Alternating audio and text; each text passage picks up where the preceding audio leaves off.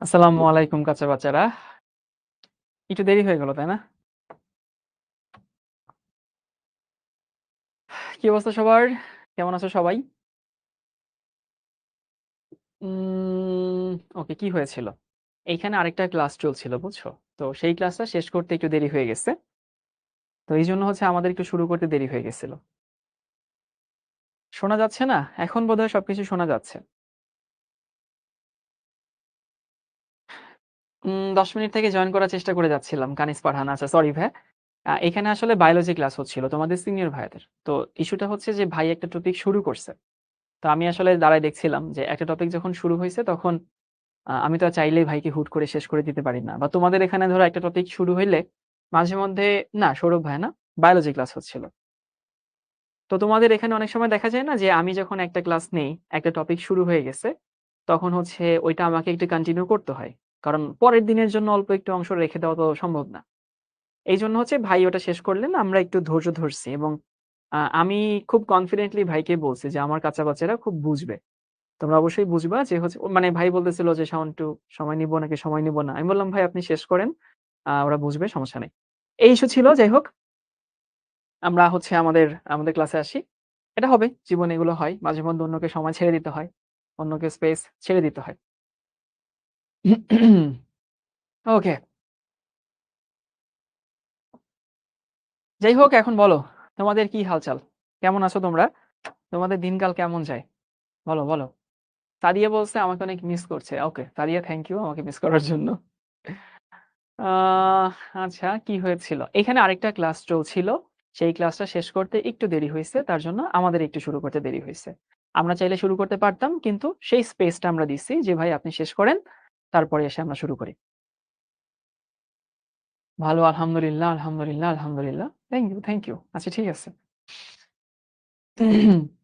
আচ্ছা, একজন বলছে ভাইয়া আমি আপনার মতো হতে চাই। আমার মতো হওয়াটা আসলে ম্যান্ডেটরি না। তুমি তোমার বেস্ট ভার্সনটা হও। প্রতিটা মানুষ যদি তার নিজের বেস্ট ভার্সনটা হয় তাইলেই হয়। তুমি যদি কাউকে আইডিয়ালাইজ করো, কোনো মানুষই আসলে 100% পারফেক্ট না, আমিও না। সো তুমি, হ্যাঁ, যদি আমার কোনো গুণ তোমার ভালো লেগে থাকে, তোমার যদি মনে হয় যে আমার এই গুণটা তোমার মধ্যে ধারণ করা যায়, সেটা তুমি ফলো করো। বাট আমাকে অন্ধভাবে ফলো করার কিছু নেই। কারণ আমি নিজে কখনো 100% পারফেক্ট না। কেউই পারফেক্ট না। আর সবাই যদি নিজের বেস্ট ভার্সনটা হয়, তাইলেই হচ্ছে। সো তুমি আসলে নিজে চিন্তা করো যে আমার মধ্যে আর কি আছে যেখানে আরো উন্নতি করা যায়। তুমি হয়তো আরেকটু পোলাইট হইতে পারো, তুমি আরেকটু সেনসিবল হইতে পারো, তুমি আরেকটু সহানুভূতিশীল হতে পারো, তুমি আরেকটু রেশনাল হতে পারো। সব জায়গায় উন্নতি করার জায়গা আছে, সেইখানে উন্নতি করো। কারো মতো হওয়ার দরকার নাই। কারো ভালো গুণ ভালো লাগলে সেটা ধারণ করো। বাট তুমি তোমার সর্বোচ্চ বেস্ট ভার্সনটা হও, তাইলে হচ্ছে। একজন জিজ্ঞেস করছে রিপন যে ভাইয়া ডাইমার বুঝতে পারিনি। ডাইমার মানে হচ্ছে ডাইমার, ডাই মানে তো দুইটা, মার মানে হচ্ছে ইউনিট। সো দুইটা ইউনিট একসঙ্গে যুক্ত হয়ে যেটা তৈরি করে সেটাকে ডাইমার বলে, বুঝছো?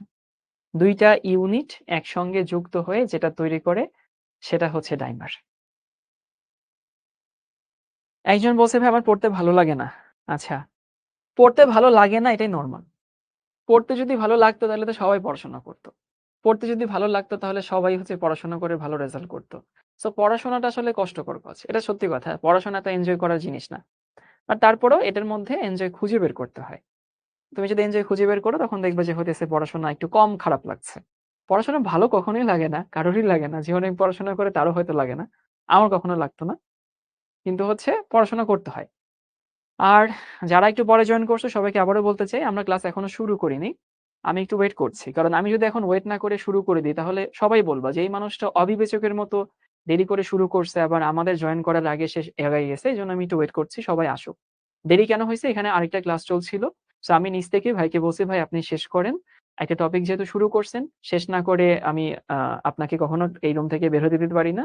সো ভাই শেষ করছেন তারপরে আমি শুরু করছি। বাট পড়াশোনা এখনো শুরু হয়নি।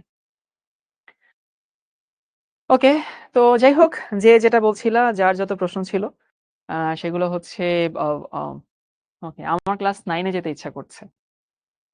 ক্লাস 9 এ একটা ভিডিও, আমার একটা কণ্ঠ দিয়ে একটা ভিডিও দেখবা অনেক ফেসবুকে ঘোরাফেরা করছে। দেখছো কখনো? একটা ক্লাসের মধ্যে বলছিলাম ক্লাস 9 এর লাস্ট তুমি শীতকালের যে ভ্যাকেশন, সেই ভ্যাকেশনটাতে ব্যাডমিন্টন খেলা, নানু বাড়ি, দাদু বাড়িতে যাওয়া, এটা নিয়ে কথা বলছিলাম। এবং সেই ভিডিও দেখি ফেসবুকের গ্রুপে অনেক গ্রুপে সেই ভিডিওটা আছে। মানে কণ্ঠটা হচ্ছে আমার।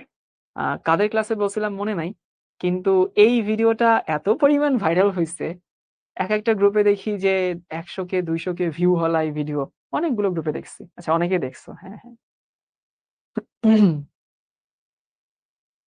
তো প্রতিদিনকার মতো যেটা করি সেটা হচ্ছে তোমাদের গত ক্লাসটা সংক্ষেপে রিভিউ করি, তারপরে আমরা আজকে ক্লাসে ফেরত আসবো। এই হচ্ছে আমাদের গত ক্লাস, পর্ব 2 ছিল। আমরা এস ব্লক মূলত পড়ছিলাম এবং তোমাদেরকে বলছিলাম যখন আমরা এই গ্রুপগুলো পড়ছি তখন একটা গ্রুপের একেবারে চুলচেরা বিশ্লেষণ আমরা পড়ছি না, আমরা একটা গ্রুপ সম্পর্কে হালকা আইডিয়া নিচ্ছি, জাস্ট হালকা আইডিয়া নিয়ে তারপরে হচ্ছে আমরা গ্রুপগুলো শেষ করছি। সো এস ব্লকের মধ্যে গ্রুপ 1 ছিল। 1 এ কি ছিল? 1 এ হচ্ছে ক্ষার ধাতু, লিথিয়াম, সোডিয়াম, পটাশিয়াম, রুবিনিয়াম, সিজিয়াম, এবং বলছিলাম এরা সবাই নরম ধাতু, এদেরকে ছুরি দিয়ে কাটা যায়, এরা সবাই বিজারক এবং এরা সবাই সক্রিয় ধাতু। সবাই সক্রিয় কেন? কারণ ইলেকট্রন ডোনেট করে। উপর থেকে নিচের দিকে নামলে সক্রিয়তা বেড়ে যায়। এই যে সিজিয়াম সব থেকে সক্রিয়। আর ধাতব বন্ধন দুর্বল কেন? ধাতব বন্ধনে ইলেকট্রনের সংখ্যা অনেক কম। এরপরে হচ্ছে দেখো যে এরা পানির সাথে বিক্রিয়া করে কি তৈরি করে? এরা পানির সাথে বিক্রিয়া করে ক্ষার তৈরি করে। এই জন্য এদেরকে আমরা ক্ষার ধাতু বলি। এরা অক্সিজেনের সাথে বিক্রিয়া করে অক্সাইড তৈরি করে, একটু হিট দিলে পারঅক্সাইড, কখনো সুপার অক্সাইডও তৈরি করে। এরপরে হচ্ছে আমরা দেখলাম হ্যালোজেনের সাথে বিক্রিয়া করে হ্যালাইড তৈরি করে, গ্রুপ 2। গ্রুপ 2 কে বলা হয় মৃৎক্ষার ধাতু। মৃৎক্ষার ধাতু। মৃৎক্ষার ধাতু কেন বলা হয়? কারণ এরাও ক্ষার তৈরি করে পানির সাথে, কিন্তু এদেরকে পাওয়া যায় হচ্ছে মাটির নিচে। এই মাটির নিচে পাওয়া যায় দেখে মৃৎক্ষার ধাতু বলা হয়। আর beryllium, magnesium, calcium, strontium, barium, এদের ইলেকট্রন বিন্যাস হচ্ছে NS2। এদের গলনাঙ্ক কম, কিন্তু গ্রুপ 1 থেকে সামান্য বেশি। আর এদের গলনাঙ্কের একটা এক্সেপশন ছিল, মনে আছে তো সবার? এক্সেপশনটা হচ্ছে ম্যাগনেসিয়ামটা একটু শেষে হয় আর কি। তারপরে হচ্ছে আমরা গ্রুপ 13 এ গেছিলাম। সেখানে বলছিলাম হচ্ছে কাদেরকে নিয়ে পড়বো? বোরন, অ্যালুমিনিয়াম, গ্যালিয়াম, ইন্ডিয়াম, থেলিয়াম, তাই না? অ্যাকচুয়ালি পড়বে বোরন এবং অ্যালুমিনিয়াম নিয়ে। তো বোরন এবং অ্যালুমিনিয়ামের নিয়ে সেখানে কি পড়ছিলাম? যে বোরনের শেষ শক্তি স্তরে ইলেকট্রন আছে কয়টা? 3টা। অ্যালুমিনিয়ামের শেষে আছেও ইলেকট্রন 3টা। এখন বোরনের শেষেও 3টা, অ্যালুমিনিয়ামের শেষেও যদি 3টা থাকে, এরা যখন যৌগ তৈরি করে, তো আমরা নরমালি 8 এর নিয়ম, 2 এর নিয়ম পড়ছি। সেটা হচ্ছে যে প্রতিটা পরমাণু চায় তার শেষ শক্তি স্তরে 8টা ইলেকট্রন পূর্ণ করতে। এটা প্রতিটা পরমাণুই চায়। কিন্তু সেখানে বোরন এবং অ্যালুমিনিয়াম, ভাগ্যের নির্মম পরিহাস, তারা শেষ শক্তি স্তরে 8টা ইলেকট্রন পারল না। এটাকে আমরা অষ্টকের সংকোচন বলি। অষ্টক সংকোচন। তারপরে হচ্ছে দেখলাম প্রকৃতিতে অ্যালুমিনিয়াম ক্লোরাইডটা আসলে অ্যালুমিনিয়াম ক্লোরাইড হিসাবে থাকে না, প্রকৃতিতে থাকে না, বুঝছো? সে ডাইমার হিসাবে থাকে। ডাইমার। সো ডাইমার হিসাবে যখন থাকে, ডাইমার মানে অনেকে বুঝে নেয়, ডাইমার মানে হচ্ছে 2টা ইউনিট একত্রিত হয়ে যেটা তৈরি করে সেটাকে আমরা ডাইমার বলি। সাইদ ইসলামের ডাইমার বানানটা হয়নি, DIMER, ডাইমার। সেই ডাইমারটা কিভাবে তৈরি হয়? দেখো এখানে 3টা সমযোজী বন্ধন তো অলরেডি আছে, এখানেও 3টা সমযোজী বন্ধন আছে। ডাইমার কেন তৈরি হয়? স্টেবিলিটির জন্য তৈরি হয়। স্টেবল হওয়ার জন্য ডাইমার তৈরি হয়। আর এখানে হচ্ছে এই যে ক্লোরিনটা, তার যে মুক্ত জোড় ইলেকট্রন আছে, তার যে লোন পেয়ার আছে, সেই লোন পেয়ার গুলোর মাধ্যমে সন্নিবেশ বন্ধন তৈরি করে, এটাও সন্নিবেশ বন্ধন তৈরি করে। সো আলটিমেটলি সমযোজী বন্ধন থেকে 3 3 6টা, সন্নিবেশ বন্ধন থেকে 2টা। এই ডাইমার আবার 180°C তাপমাত্রা যদি দাও, তাহলে সে হচ্ছে গ্যাস হয়ে যায়। এজন্য এটাকে আমরা উদ্বায়ী পদার্থ বলি। আর বোরন নাইট্রাইটকে বলা হয় অজৈব গ্রাফাইট। ওকে? সো এইটুকুই আমাদের গত ক্লাসে ছিল। আমরা আজকের ক্লাসে শুরু করব হচ্ছে গ্রুপ 14 নিয়ে। সো আজকের ক্লাসে আমাদের আলোচনা হবে হচ্ছে এইখানে। পি ব্লক এলিমেন্ট, বাবারে বাবা কি মোটা লেখা হয়েছে। পি ব্লক এবং হচ্ছে গ্রুপ 14। মানে পি ব্লক শুরু করব, 14 তো প্রথম গ্রুপ হবে। এই ব্লক আর তোমরা ফেসবুকে যে ব্লক টলক মারো সেই ব্লকের বানান কিন্তু একই। আচ্ছা, হাসান বলছে এতক্ষণ ক্লাসে ঢুকতে পারো না, এই যে এখন ঢুকে গেছে, এখন ক্লাস করো। মাঝে মধ্যে তো টেকনিক্যাল ইস্যু হয়, তাই না? হয়তো, এটা তো নর্মাল জিনিস। আচ্ছা, একটা প্রশ্ন নিতে চাই ভাই, একটু এখানে একটু ইয়ে করেন তো। AR রাফি স্যার, প্লিজ বুঝিয়ে দিন, copper, silver, gold D orbital পূর্ণ থাকা সত্ত্বেও এদেরকে অবস্থান্তর মৌল বলে কেন? রাফি, এই প্রশ্নের আনসার সামনে আসবে। প্রতিনিধি মৌল কি এই এস ব্লক পি ব্লককে বলা হয় প্রতিনিধি মৌল। ফিফথ শক্তির স্তরে মোট কয়টা ইলেকট্রন থাকতে পারে? 32টার বেশি কোনো পরমাণু স্তরে থাকতে পারে না।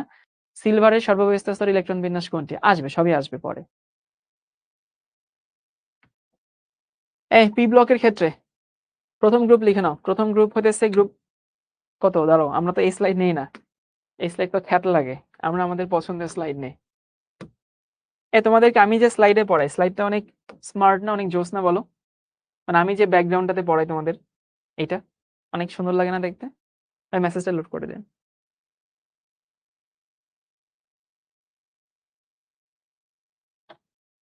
লামিয়ে বলছে, ভাইয়া আমি তো কান্না করে দিচ্ছি ক্লাস দেরিতে হওয়ার জন্য। আরে না লামি, আমরা এখনো শুরুই করিনি, যে শুরু হতে যাচ্ছে। আর তোমার কান্নাকাটি করার দরকার নাই। আমার সঙ্গে দেখা হইলে বললো যে ভাই আমি ওই দিন কান্নাকাটি করছিলাম, এখন চকলেট খাওয়ান, তোমাকে আমি চকলেট খাওয়াবো না। এই গ্রুপ 13 পর্যন্ত গত ক্লাসে হয়েছিল। কান্নাকাটি দরকার নাই। আয় হায়, কি বলে এরা? অনেক অ্যাস্থেটিক লাগে। হ্যাঁ, এই তো। গ্রুপ 14-এ কারা আছে? আছে হচ্ছে কার্বন, তারপরে হচ্ছে সিলিকন, এরপর হচ্ছে জার্মেনিয়াম, তারপর হচ্ছে টিন, এবং তারপর হচ্ছে লেড, পিবি। এটাই তো আছে। এবং আমাদের পড়াশোনা করতে হবে কি নিয়ে? পড়াশোনা করব দুইটাই কি নিয়ে? অ্যাকচুয়ালি কার্বন এবং সিলিকন নিয়ে পড়াশোনা করতে হবে। সবাই কি না তার পড়াশোনা করার দরকার নাই। সবাই পড়াশোনা করার জন্য যোগ্য না আসলে। কার্বন, সিলিকন, জার্মেনিয়াম, টিন এবং হচ্ছে লেড। ওকে, এখন এখানে প্রথমে কিছু কথা না বললেই নয়, সেটা হচ্ছে এইটা পিবি, এটা কিন্তু লেড। আরেকটা হচ্ছে পিডি, পিডিতে কিন্তু প্যালাডিয়াম হয়, প্যালাডিয়াম।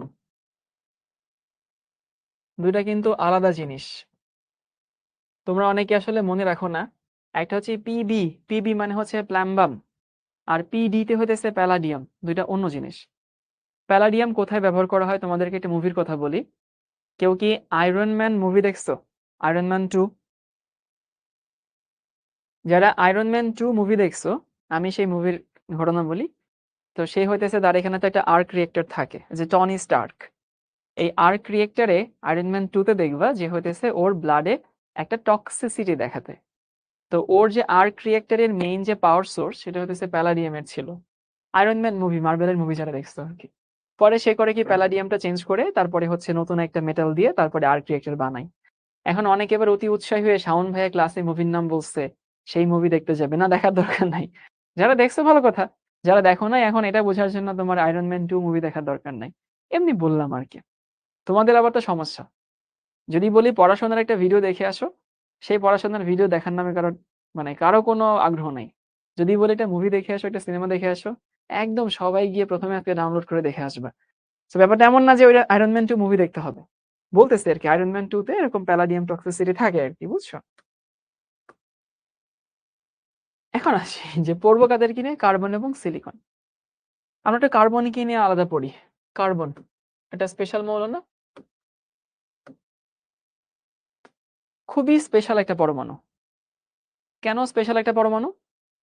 কারণ কার্বনের মৌলের সংখ্যা, যৌগের সংখ্যা প্রকৃতিতে অনেক বেশি। জৈব যৌগে সবই তো আসলে কার্বন, তাই না? কার্বনের মৌলের যৌগের সংখ্যা অনেক বেশি, জন্য কার্বন খুবই স্পেশাল একটা পরমাণু আমাদের কাছে। সো তোমরা জানো কার্বন একটা বহুরূপী মৌল।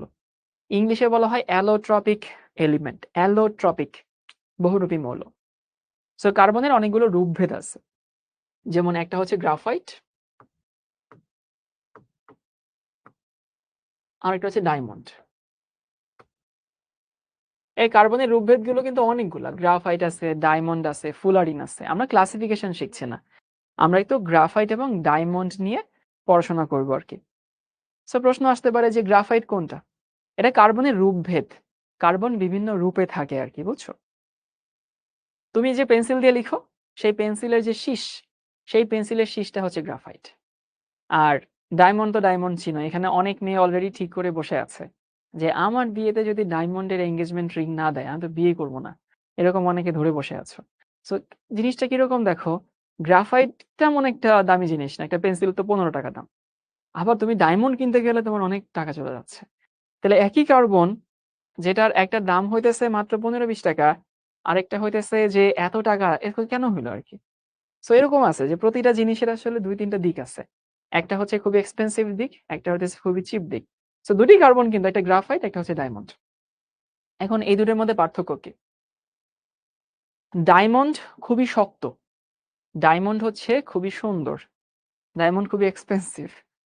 কিন্তু আমরা তো এখন ওই জিনিসটা আসলে পড়বো না, আমরা এখন একটু কেমিস্ট্রি নিয়ে পড়াশোনা করি আর কি। এই তোমরা জানো গ্রাফাইট কিন্তু তাপবিদ্যুৎ পরিবাহী। সো ডায়মন্ডের ক্ষেত্রে কি হয় জানো? ডায়মন্ডের ক্ষেত্রে প্রতিটা কার্বনের সাথে আরো 3টা কার্বন যুক্ত থাকে।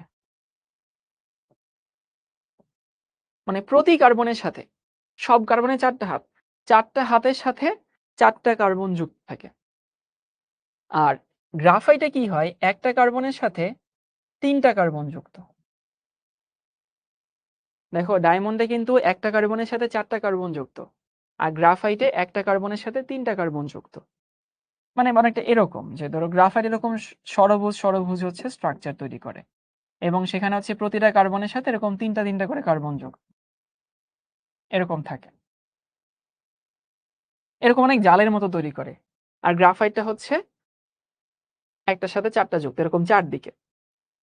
তাহলে বুঝতে পারো, তুমি জানো যে কার্বনের হাত হচ্ছে 4টা, গ্রাফাইটের সংকেতে সেখানে কয়টা ব্যবহার করা হয়েছে? গ্রাফাইটের সংকেতে সেখানে ব্যবহার করা হয়েছে 3টা। তাহলে প্রতিটা কার্বনের সাথে একটা করে কি থাকে? মানে এখানেও আর একটা কার্বন যুক্ত, এখানে একটা কার্বন যুক্ত, এখানে একটা কার্বন যুক্ত, এখানে একটা কার্বন যুক্ত, এখানে একটা কার্বন যুক্ত, এখানে একটা কার্বন যুক্ত। সো প্রতিটা কার্বনের সাথে একটা করে ফ্রি ইলেকট্রন থাকে, প্রতিটা কার্বনের সাথে একটা করে ফ্রি ইলেকট্রন থাকবে। তাহলে আমাকে বলো তো ভাই, কে তাপ এবং বিদ্যুৎ পরিবহন করবে? তোমার কমন সেন্স কি বলে?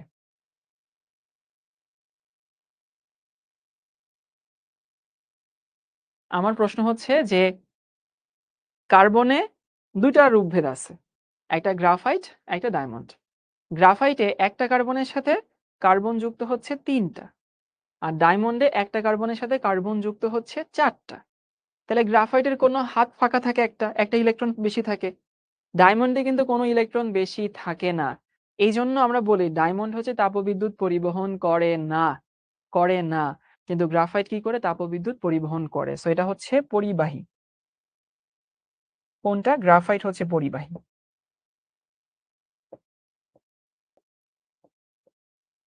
আর এটা হচ্ছে অপরিবাহী, অপরিবাহী। ডায়মন্ড তাপবিদ্যুৎ পরিবহন করে না।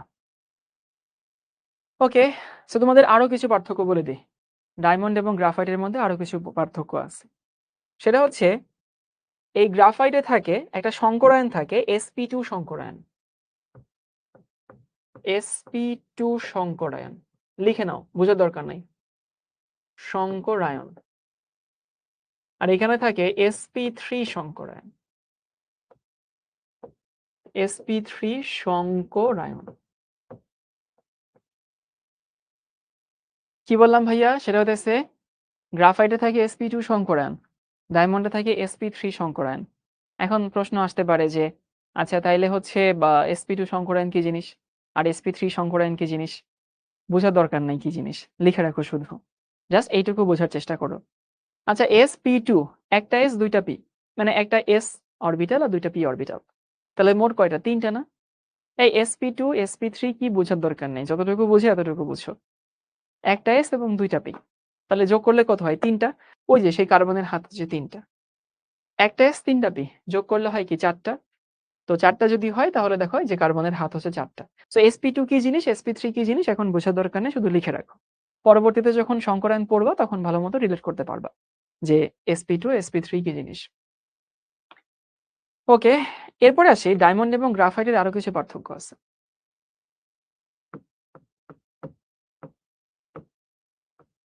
ডায়মন্ড এবং হচ্ছে গ্রাফাইট।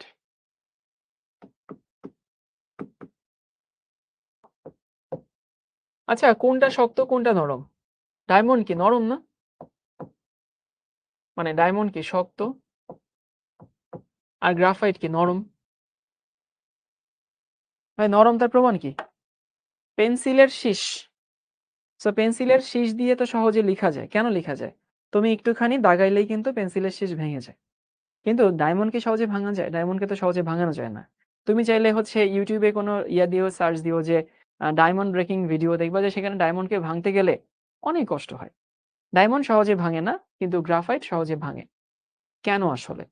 আমি তোমাদেরকে কেনর উত্তর দিয়ে দেই, একটু গুগলে সার্চ করে দেখাই যে ডায়মন্ড এবং গ্রাফাইটের মধ্যে পার্থক্য কি। দাঁড়াও, আমাদের এখানে একটা কিবোর্ড লাগবে।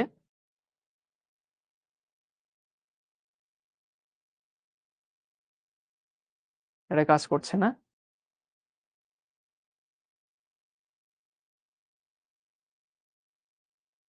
ও, কিবোর্ড কি উঠছে? না, ওঠে নাই।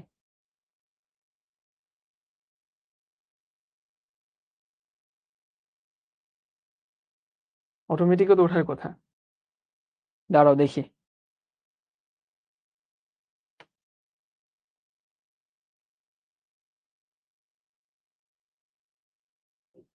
উম উম উম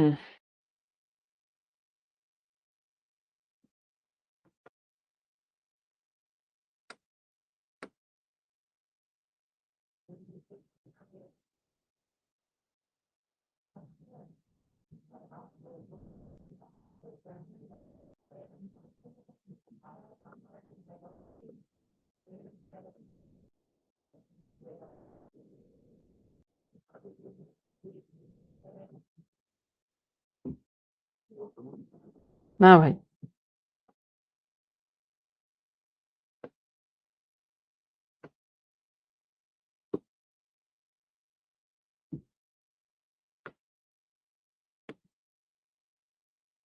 কোন ছবিটা তোমাদের দেখাই? তোমাদের কোন ছবিটা দেখাই? এই ছবিটাই দেখাই। ও, এটা একটা ভিডিও।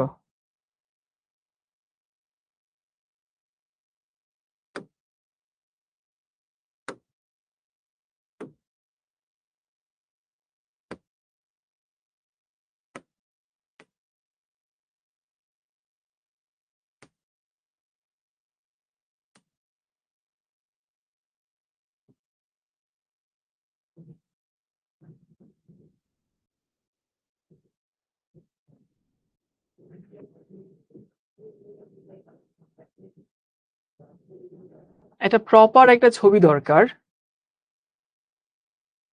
এটা একটা ভালো ছবি ছিল। যাই হোক, এটাই দেখাই।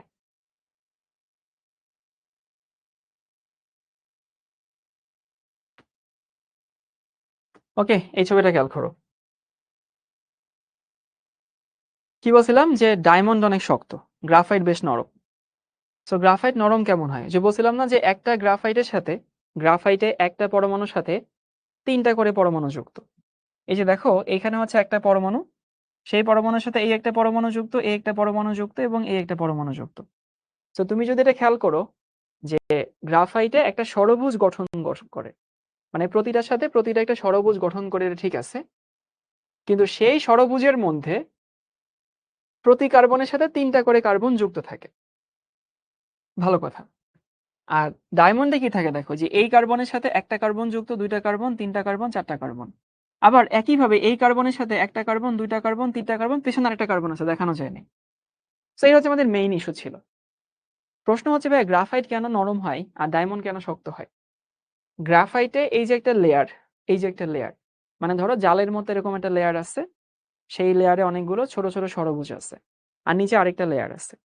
2 লেয়ারের মাঝখানে এই যে ছোট ছোট দাগ দেখছো না, এই ছোট ছোট দাগ হইতেছে ভ্যান ডার ওয়ালস বন্ধন। খুবই দুর্বল বন্ধন। ভ্যান ডার ওয়ালস বন্ধন কি তোমরা এখনো জানো না? শুধু মনে রাখো যে দুর্বল একটা বন্ধন এখানে আছে। এই বন্ধনটা এতটাই নরম যে পেন্সিলে একটু দাগাইলেই এই বন্ধনটা ভেঙে যায়। তো আমরা যখন আসলে পেন্সিল দিয়ে খাতায় লিখি তখন কি করি জানো? হালকা একটুখানি চাপ দেই, মেকানিক্যাল ফোর্স দেই, এই বন্ধনটা ভেঙে যায় এবং এই লেয়ারটা তোমার খাতায় লেগে থাকে। সেটাকে আমরা পেন্সিলে লেখা বলি। এই জন্য গ্রাফাইটটা সহজে ভাঙানো যায়। আর তুমি যদি ভাই এই বন্ধন ভাঙতে যাও তাইলে কিন্তু খবর আছে। আর ডায়মন্ড কেন ভাঙা যায় না? কারণ ডায়মন্ডে এরকম কোনো লেয়ার নাই। ডায়মন্ডে এরকম কোনো লেয়ারের সাথে কোনো লেয়ারে দুর্বল বন্ধন নাই।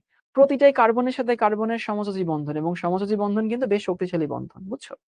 এই জন্য হইতেছে ডায়মন্ড সহজে ভাঙা যায় না, গ্রাফাইট সহজে ভাঙা যায়। সবাইকে এইটুকু ক্লিয়ার হয়েছে যে কেন তুমি ডায়মন্ডকে সহজে ভাঙতে পারো না, গ্রাফাইটকে কেন সহজে ভাঙতে পারো? আসলে গ্রাফাইটে কার্বন কার্বন বন্ধন তুমি ভাঙতে পারো না। তুমি কি করো, একটা লেয়ারের সাথে একটা লেয়ারের যে সমযোজী বন্ধন আছে সেটা ভাঙতে পারো না, লেয়ারের সাথে লেয়ারের দুর্বল যে ভ্যান ডার ওয়ালস ফোর্স সেটা ভাঙে। এরপর তোমাদেরকে আরেকটা জিনিস বলে দেই, সেটা হচ্ছে যে ডায়মন্ডের তুমি যদি গলনাঙ্ক বলো, তুমি দেখবা গলনাঙ্ক হচ্ছে TM মানে মেল্টিং টেম্পারেচার। অ্যারাউন্ড হচ্ছে তুমি দেখবা ৩৯০০ বা ৩৮০০ এরকম এত ডিগ্রি সেলসিয়াস। যদি ডায়মন্ডকে তরল করতে চাও। আর তুমি যদি এইটাকে তরল করতে চাও, এর গলনাঙ্ক হইতেছে মোটামুটি ৩৬৫০ ডিগ্রি সেলসিয়াস গ্রাফাইটের। এখানে একটা বড় প্রশ্ন আসে। কেন বড় প্রশ্ন আসে? আচ্ছা, একটা অনেক নরম, একটা অনেক শক্ত।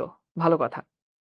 তাইলে গলনাঙ্ক তো অনেক দূরে হওয়ার কথা। গলনাঙ্কগুলো এত কাছাকাছি কেন জানি অনেকে মেনে নিতে পারে না। অনেকে মনে করে যে হইতেছে ভাই এটার ৩৮০০ হইলে এটার হওয়া উচিত ২০০ ডিগ্রি। বা এটা যদি ৩৬০০ হয় এটার হওয়ার কথা ১০,০০০ ডিগ্রি। কারণ কি? ডায়মন্ডের গলনাঙ্ক অনেক বেশি হওয়ার কথা। তাহলে প্রশ্ন হচ্ছে গলনাঙ্ক কেন এত কাছাকাছি? প্রশ্ন আসতে পারে না যে গলনাঙ্ক কেন এত কাছাকাছি? গলনাঙ্ক এত কাছাকাছি তার কারণ হইতেছে তুমি যখন ডায়মন্ডকে গলাইতে যাও তখন এই কার্বন-কার্বন বন্ধন ভাঙতে হয়।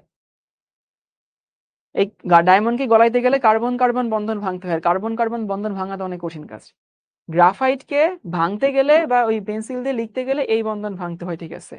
কিন্তু তুমি যখন গ্রাফাইটকে গলাইতে যাবা তখন কিন্তু এই কার্বন-কার্বন বন্ধন ভাঙতে হয়। সো গলাইতে গেলে এখানেও কার্বন-কার্বন বন্ধন ভাঙতে হয়, এখানেও কার্বন-কার্বন বন্ধন ভাঙতে হয়। এইজন্য গলনাঙ্কটা প্রায় কাছাকাছি। যদি এখানে কার্বন বন্ধন একটা কম, তার জন্য সামান্য পরিমাণে গলনাঙ্ক কমে যায়। সবাই কি ফিল করতে পারছো?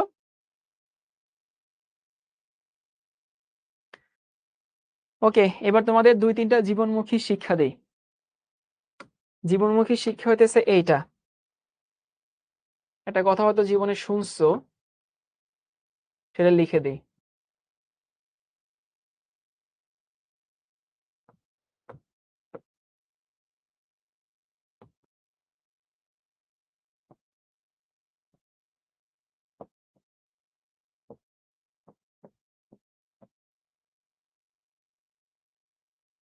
এই কথাটা কি শুনছি সবাই? আমরা অনেক সময়ই বলি যে ডায়মন্ড অনেক শাইনি, অনেক উজ্জ্বল।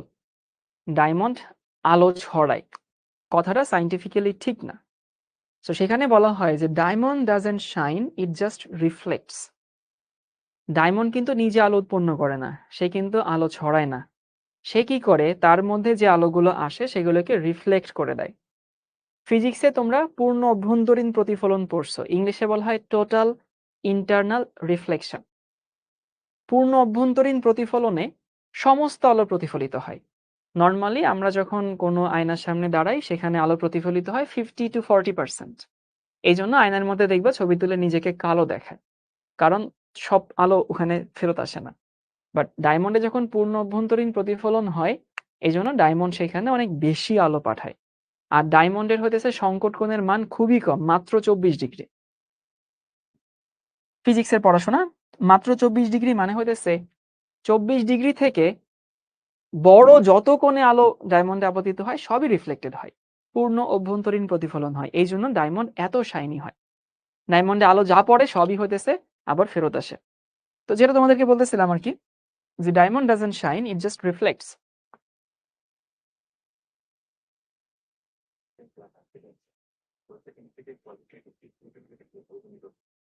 এই যাদের হচ্ছে ভিডিও আটকে যাচ্ছে বা কোয়ালিটি কি বলে কথা হচ্ছে ব্লার হয়ে যাচ্ছে, তারা একটা কাজ করো, কোয়ালিটি একটু নামায় দাও। কোয়ালিটি নামায় দিলেই হবে। তো যেখানে ছিলাম, যে তোমাদের মধ্যে বলতে চাচ্ছি যে ডায়মন্ডের মতো এত শাইনি জিনিসও কিন্তু নিজে আলো উৎপন্ন করে না। সে কি করে? প্রকৃতি থেকে আলো নিয়ে আসে, সেই আলোটা রিফ্লেক্ট করে আমাদের পাঠায়। তার জন্য ডায়মন্ড এত শাইনি হয়। সো কেউ আসলে গুণ নিয়ে জন্মায় না। তোমাকে প্রকৃতি থেকে গুণ অর্জন করতে হয়। তোমার আশেপাশে অনেক ভালো মানুষ আছে, অনেক অনুকরণীয়, অনুসরণীয় মানুষ আছে। তুমি দেখবা যে সেই মানুষ থেকে যে গুণটা তোমার ভাল লাগে, তুমি সেই গুণটা নিজের মধ্যে ধারণ করো। এভাবেই কিন্তু তুমি আসলে আলোকিত মানুষ হবা। এমন না যে মেধা নিয়ে কেউ জন্মায়। মেধা আসলে অর্জন করতে হয়। মেধা পরিশ্রম করে আনতে হয়। ভালো গুণগুলো কিন্তু কেউ নিয়ে জন্মায় না। ভালো গুণগুলো দেখে শিখতে হয়। তোমার আশেপাশে অনেক অনুকরণীয় মানুষ আছে। তুমি দেখো তার কোন গুণটা তোমার ভাল লাগে। কাউকে অন্ধ অনুকরণ দরকার নেই। বাট তার যে গুণটা তোমার ভাল লাগে সেই গুণটা তুমি ধারণ করো। সেটা চর্চা করার চেষ্টা করো। সেটাকে তুমি তোমার গুণ হিসেবে প্রতিষ্ঠিত করার চেষ্টা করো। সো এটা আসলে বলার উচিত ছিল যে diamond doesn't shine, it just reflects. এটা আসলে অন্যেরাও তোমাকে পাঠায়। যাই হোক, আমরা পড়াশোনায় ফেরত আসি। আমরা কি শিখলাম? আমরা গ্রুপ 14 নিয়ে কথা বলতেছিলাম। সো গ্রুপ 14 নিয়ে আসলে প্রথমে কার্বন নিয়ে কথা বলতেই হবে। কার্বনের ২ টা অ্যালোট্রপ আছে। অ্যালোট্রপ মানে হইতেছে একটা গ্রাফাইট, একটা ডায়মন্ড। সো গ্রাফাইটে প্রতিটা কার্বন ২ টা করে ৩ টা করে কার্বনের সঙ্গে যুক্ত। এজন্য প্রতিটা কার্বনে একটা করে মুক্ত ইলেকট্রন থাকে। তার জন্য গ্রাফাইটটা হচ্ছে তাপবিদ্যুৎ পরিবহন করে। আর ডায়মন্ডে হচ্ছে প্রতিটা কার্বন ৪ টা কার্বনের সঙ্গে যুক্ত। এখানে কোনো ফ্রি ইলেকট্রন নাই। সবগুলো হাত ব্যবহৃত হইছে। এর জন্য হইতেছে ডায়মন্ডটা তাপবিদ্যুৎ পরিবহন করে না। আর গ্রাফাইটে হচ্ছে sp2 সংকরায়ন থাকে। sp2 সংকরায়ন কি জানার দরকার নাই। জাস্ট sp2 সংকরায়ন হয়।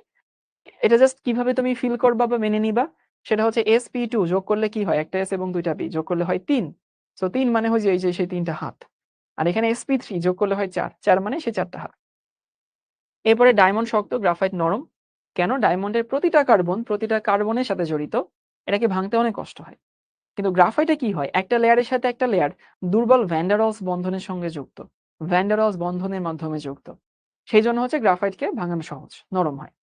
আর ডায়মন্ড এবং গ্রাফাইটের মেল্টিং টেম্পারেচার কেন কাছাকাছি? কারণ তরল করতে গেলে দোনোটাকেই আসলে কার্বন কার্বন বন্ধন ভাঙতে হয়। এইজন্য হচ্ছে ডায়মন্ড এবং গ্রাফাইটের গলনাঙ্ক কাছাকাছি। ওকে? গেল এটুকু? এরপর এখান থেকে আমাদের একটা বিখ্যাত প্রশ্ন আসে। বিখ্যাত প্রশ্ন হতেছে এইটা। সবাই প্রশ্ন লিখে নাও। কক্ষ তাপমাত্রায়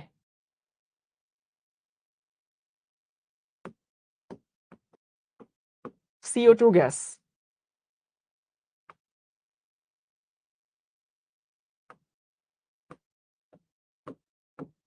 কিন্তু SiO2 মানে সিলিকা কঠিন কেন?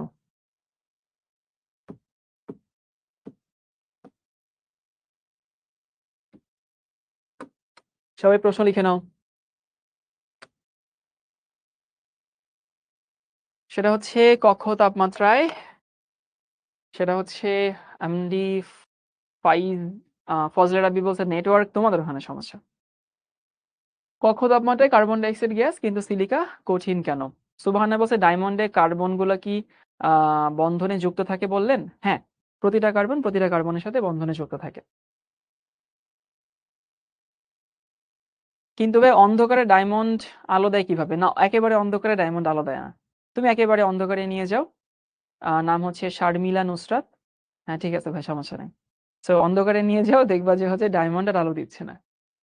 কার্বন ডাই অক্সাইড গ্যাস কিন্তু সিলিকা কঠিন কেন? এটা কেন আসলে প্রশ্ন? কার্বন সিলিকন একই গ্রুপের মৌল। তাহলে আমরা কি জানি? একই গ্রুপের মৌলের ধর্ম কাছাকাছি হওয়ার কথা না? একই গ্রুপের মৌল ধর্ম কাছাকাছি হওয়ার কথা। তো ভালো কথা। সো একই গ্রুপের মৌলের ধর্ম যদি কাছাকাছি হয়, তো কার্বনের অক্সাইড যদি গ্যাস হয়, সিলিকার অক্সাইডও কিন্তু গ্যাস হওয়ার কথা। তাই না? কিন্তু দেখো, এই যে এখানে সিলিকন যে কার্বনকে একটু বিট্রে করলো, কার্বন চিন্তা করতেছে ভাই, তুই কার্বন মানে আমি কার্বন তুই সিলিকন, তোর অক্সাইড হয় সলিড, আমার অক্সাইড কেন গ্যাস হবে? আমাদের অক্সাইড গুলো একই টাইপের হওয়ার কথা। কেন হয় আসলে? আর যারা সিলিকা চিনো না, সিলিকন ডাই অক্সাইডকে সিলিকা বলে। SiO2। সিলিকা মানে বালি। সিলিকা, কোথায় সিলিকা পাওয়া যায়? দেখবা ঔষধের কৌটার মাধ্যমে সিলিকা পাওয়া যায়। ওষুধের কৌটার মধ্যে আর্দ্রতা যেন হচ্ছে বেড়ে না যায়, সেজন্য হচ্ছে ওখানে সিলিকা দেওয়া থাকে। তারপরে যারা ইলেকট্রনিক গেজেট গুলো কিনো, দামি ইলেকট্রনিক গেজেটের মধ্যে দেখবা যে হইতেছে সিলিকা বিটস থাকে। সিলিকা বিটস কেন থাকে? কারণ যেন কোনো আর্দ্রতা ওইখানে না থাকে, কারণ এগুলো তো নষ্ট হয়ে যাবে। আর এই শিপমেন্ট গুলো তো ম্যাক্সিমাম হচ্ছে সমুদ্র পথে হয়। তো সাগরের আর্দ্রতায় যেন ওষুধ বা ইলেকট্রনিক গেজেট নষ্ট না হয়ে যায়, এই জন্য আর্দ্রতা শোষণ করার জন্য সিলিকা দেওয়া থাকে। একজন জিজ্ঞেস করছে কক্ষ তাপমাত্রা মানে 25°C তাপমাত্রা। কক্ষ তাপমাত্রায় কার্বন ডাই অক্সাইড গ্যাস কিন্তু সিলিকা কঠিন কেন? চলো আমরা আনসার দেই। সো এই আনসারে তুমি যতই লেখালেখি করো লাভ নাই। তোমাকে আসলে ২ টা যৌগের সংকেত দেখাইতে হবে আনসার। প্রকৃতিতে সিলিকা কিন্তু আসলে একটা অণু হিসাবে থাকে না। প্রকৃতিতে সিলিকা কিন্তু অনেক বড় অণু হিসেবে থাকে, যেটাকে দৈত্যাকার অণু বলা হয়। যেমন ধরো সিলিকা আসলে দেখতে কেমন জানো? প্রকৃতিতে সিলিকন, অক্সিজেন। মানে সিলিকা একটা দৈত্যাকার অণু তৈরি করে, সিলিকন অক্সিজেন। Silicon oxygen. এই সংকেতটা আঁকার টেকনিক হইতেছে দুইটা সিলিকনের মাঝখানে একটা অক্সিজেন থাকবে। দেখো এই যে সিলিকন, এখানে অক্সিজেন, অক্সিজেন এখানে সিলিকন, অক্সিজেন এখানে সিলিকন, অক্সিজেন এখানে সিলিকন, এখানে অক্সিজেন সিলিকন। টেকনিক আবারও বলতেছি, দুইটা সিলিকনের মাঝখানে একটা অক্সিজেন থাকবে। এটা পরীক্ষা আঁকতে হবে কিন্তু। দেখো সিলিকন আছে, এর মাঝখানে কি হয়? অক্সিজেন হয়। এখানে হইতেছে সিলিকন আছে, এর মাঝখানে আবার অক্সিজেন হবে, এখানে আবার অক্সিজেন হবে, এখানে হচ্ছে সিলিকা হবে। অক্সিজেন সিলিকা, এখানে হচ্ছে অক্সিজেন, এখানে হচ্ছে সিলিকা। মানে এটার কোনো শেষ নাই, বুঝছো? সব দিকে আরো অনেক আছে। এখন আমরা তো সারাদিন ধরে এটা আঁকবো না, আমাদের তো আরো অনেক কাজ আছে। তাহলে সিলিকা একটা পলিমারিক যৌগ, মানে প্রকৃতিতে এটা এত বড় একটা অণু তৈরি করে, সেই অণুটা হইতেছে, আমরা বলি এটাকে জায়ান্ট মলিকিউল।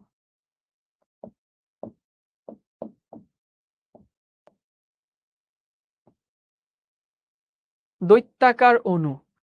এই দৈত্যাকার অণু হওয়ার জন্য সে হয়ে যায় হইতেছে সলিড।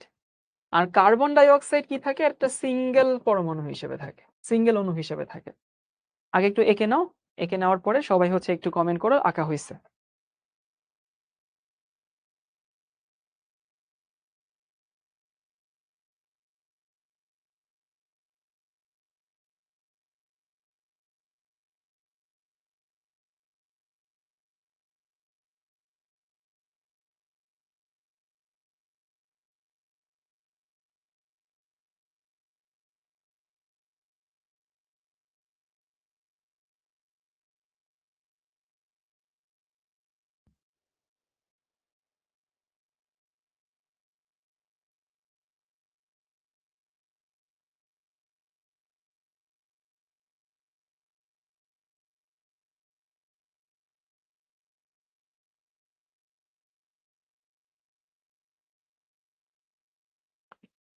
ওকে ডান। তার মানে আনসার হচ্ছে এইটা, যে সিলিকা একটা জায়ান্ট মলিকিউল তৈরি করে, একটা দৈত্যাকার অণু। দৈত্যাকার মানে বুঝতে পারছো, সাইজ অনেক বড়। আর কার্বন ডাই অক্সাইড একটা সিঙ্গেল অণু তৈরি করে। তাহলে সিঙ্গেল অণু হইলে কেন গ্যাস হবে? দৈত্যাকার অণু হইলে কেন কঠিন হবে? দৈত্যাকার অণু মানে হইতেছে, দেখো কেউ কারোর সাথে আসলে আলাদা না, সবাই একসঙ্গে থাকে।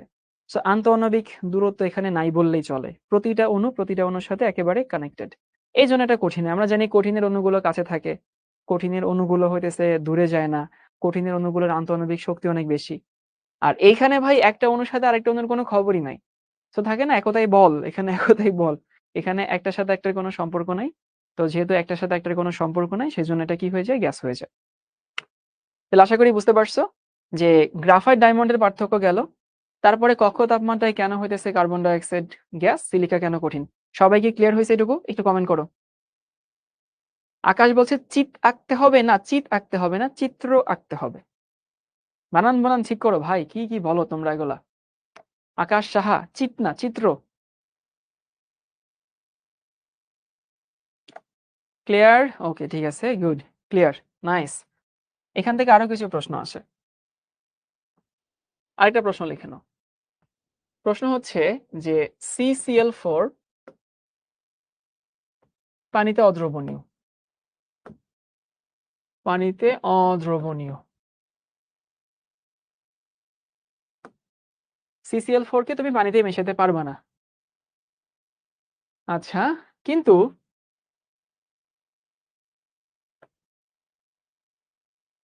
SiCl4 এইটা, এটা হচ্ছে পানিতে দ্রবণীয়।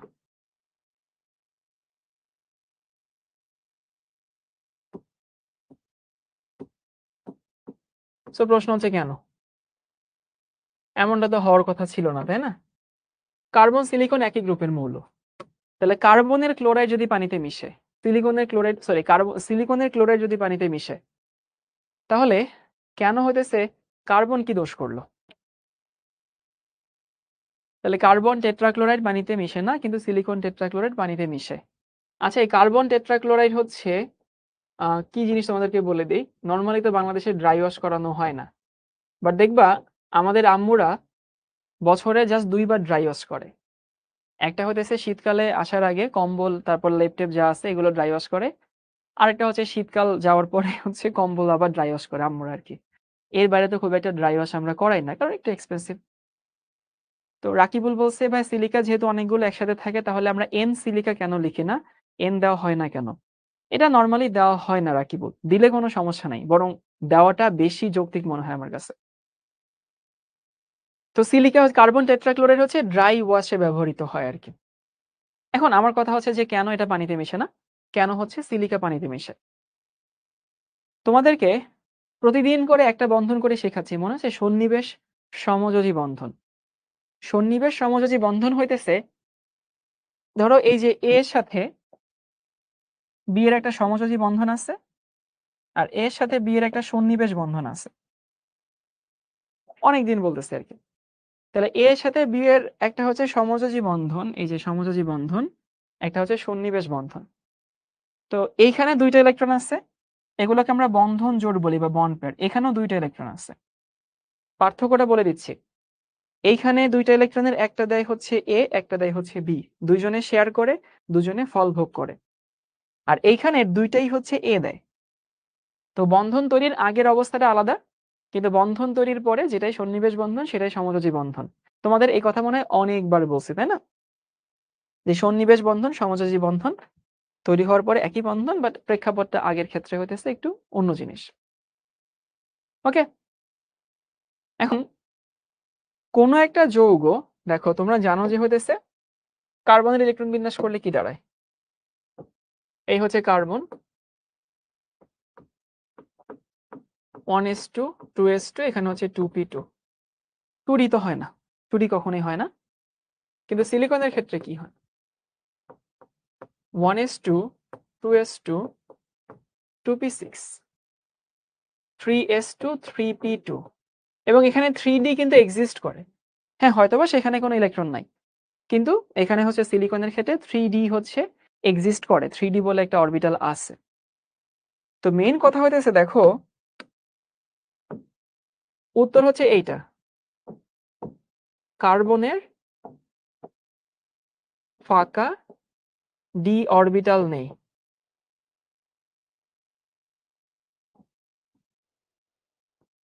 টুডি তো হয় না যেহেতু, তো যেহেতু টুডি হয় না তার মানে কার্বনের ফাঁকা ডি অরবিটাল নেই। কিন্তু সেটা কার আছে? কিন্তু সিলিকনের আছে। সিলিকনের আছে, তাই পানি, তুমি যখন পানিতে মেশাবে, দেখো পানিতে কিন্তু ২টা লোন পেয়ার থাকে বা পানিতে ২টা মুক্ত জোড় থাকে। সো পানিতে ২টা মুক্ত জোড় থাকে মানে কি? পানি কারোর সাথে সন্নিবেশ বন্ধন তৈরি করতে পারে। সন্নিবেশ বন্ধন তৈরি করার শর্ত কি? শর্ত হইতেছে আমার মুক্ত জোড় থাকতে হবে। মুক্ত জোড় না থাকলে সন্নিবেশ বন্ধন কেউ তৈরি করবে না। তাহলে তাই পানি কার সাথে তৈরি করতে পারে? সিলিকনের সাথে। সিলিকনের সাথে কি তৈরি করতে পারে? সন্নিবেশ বন্ধন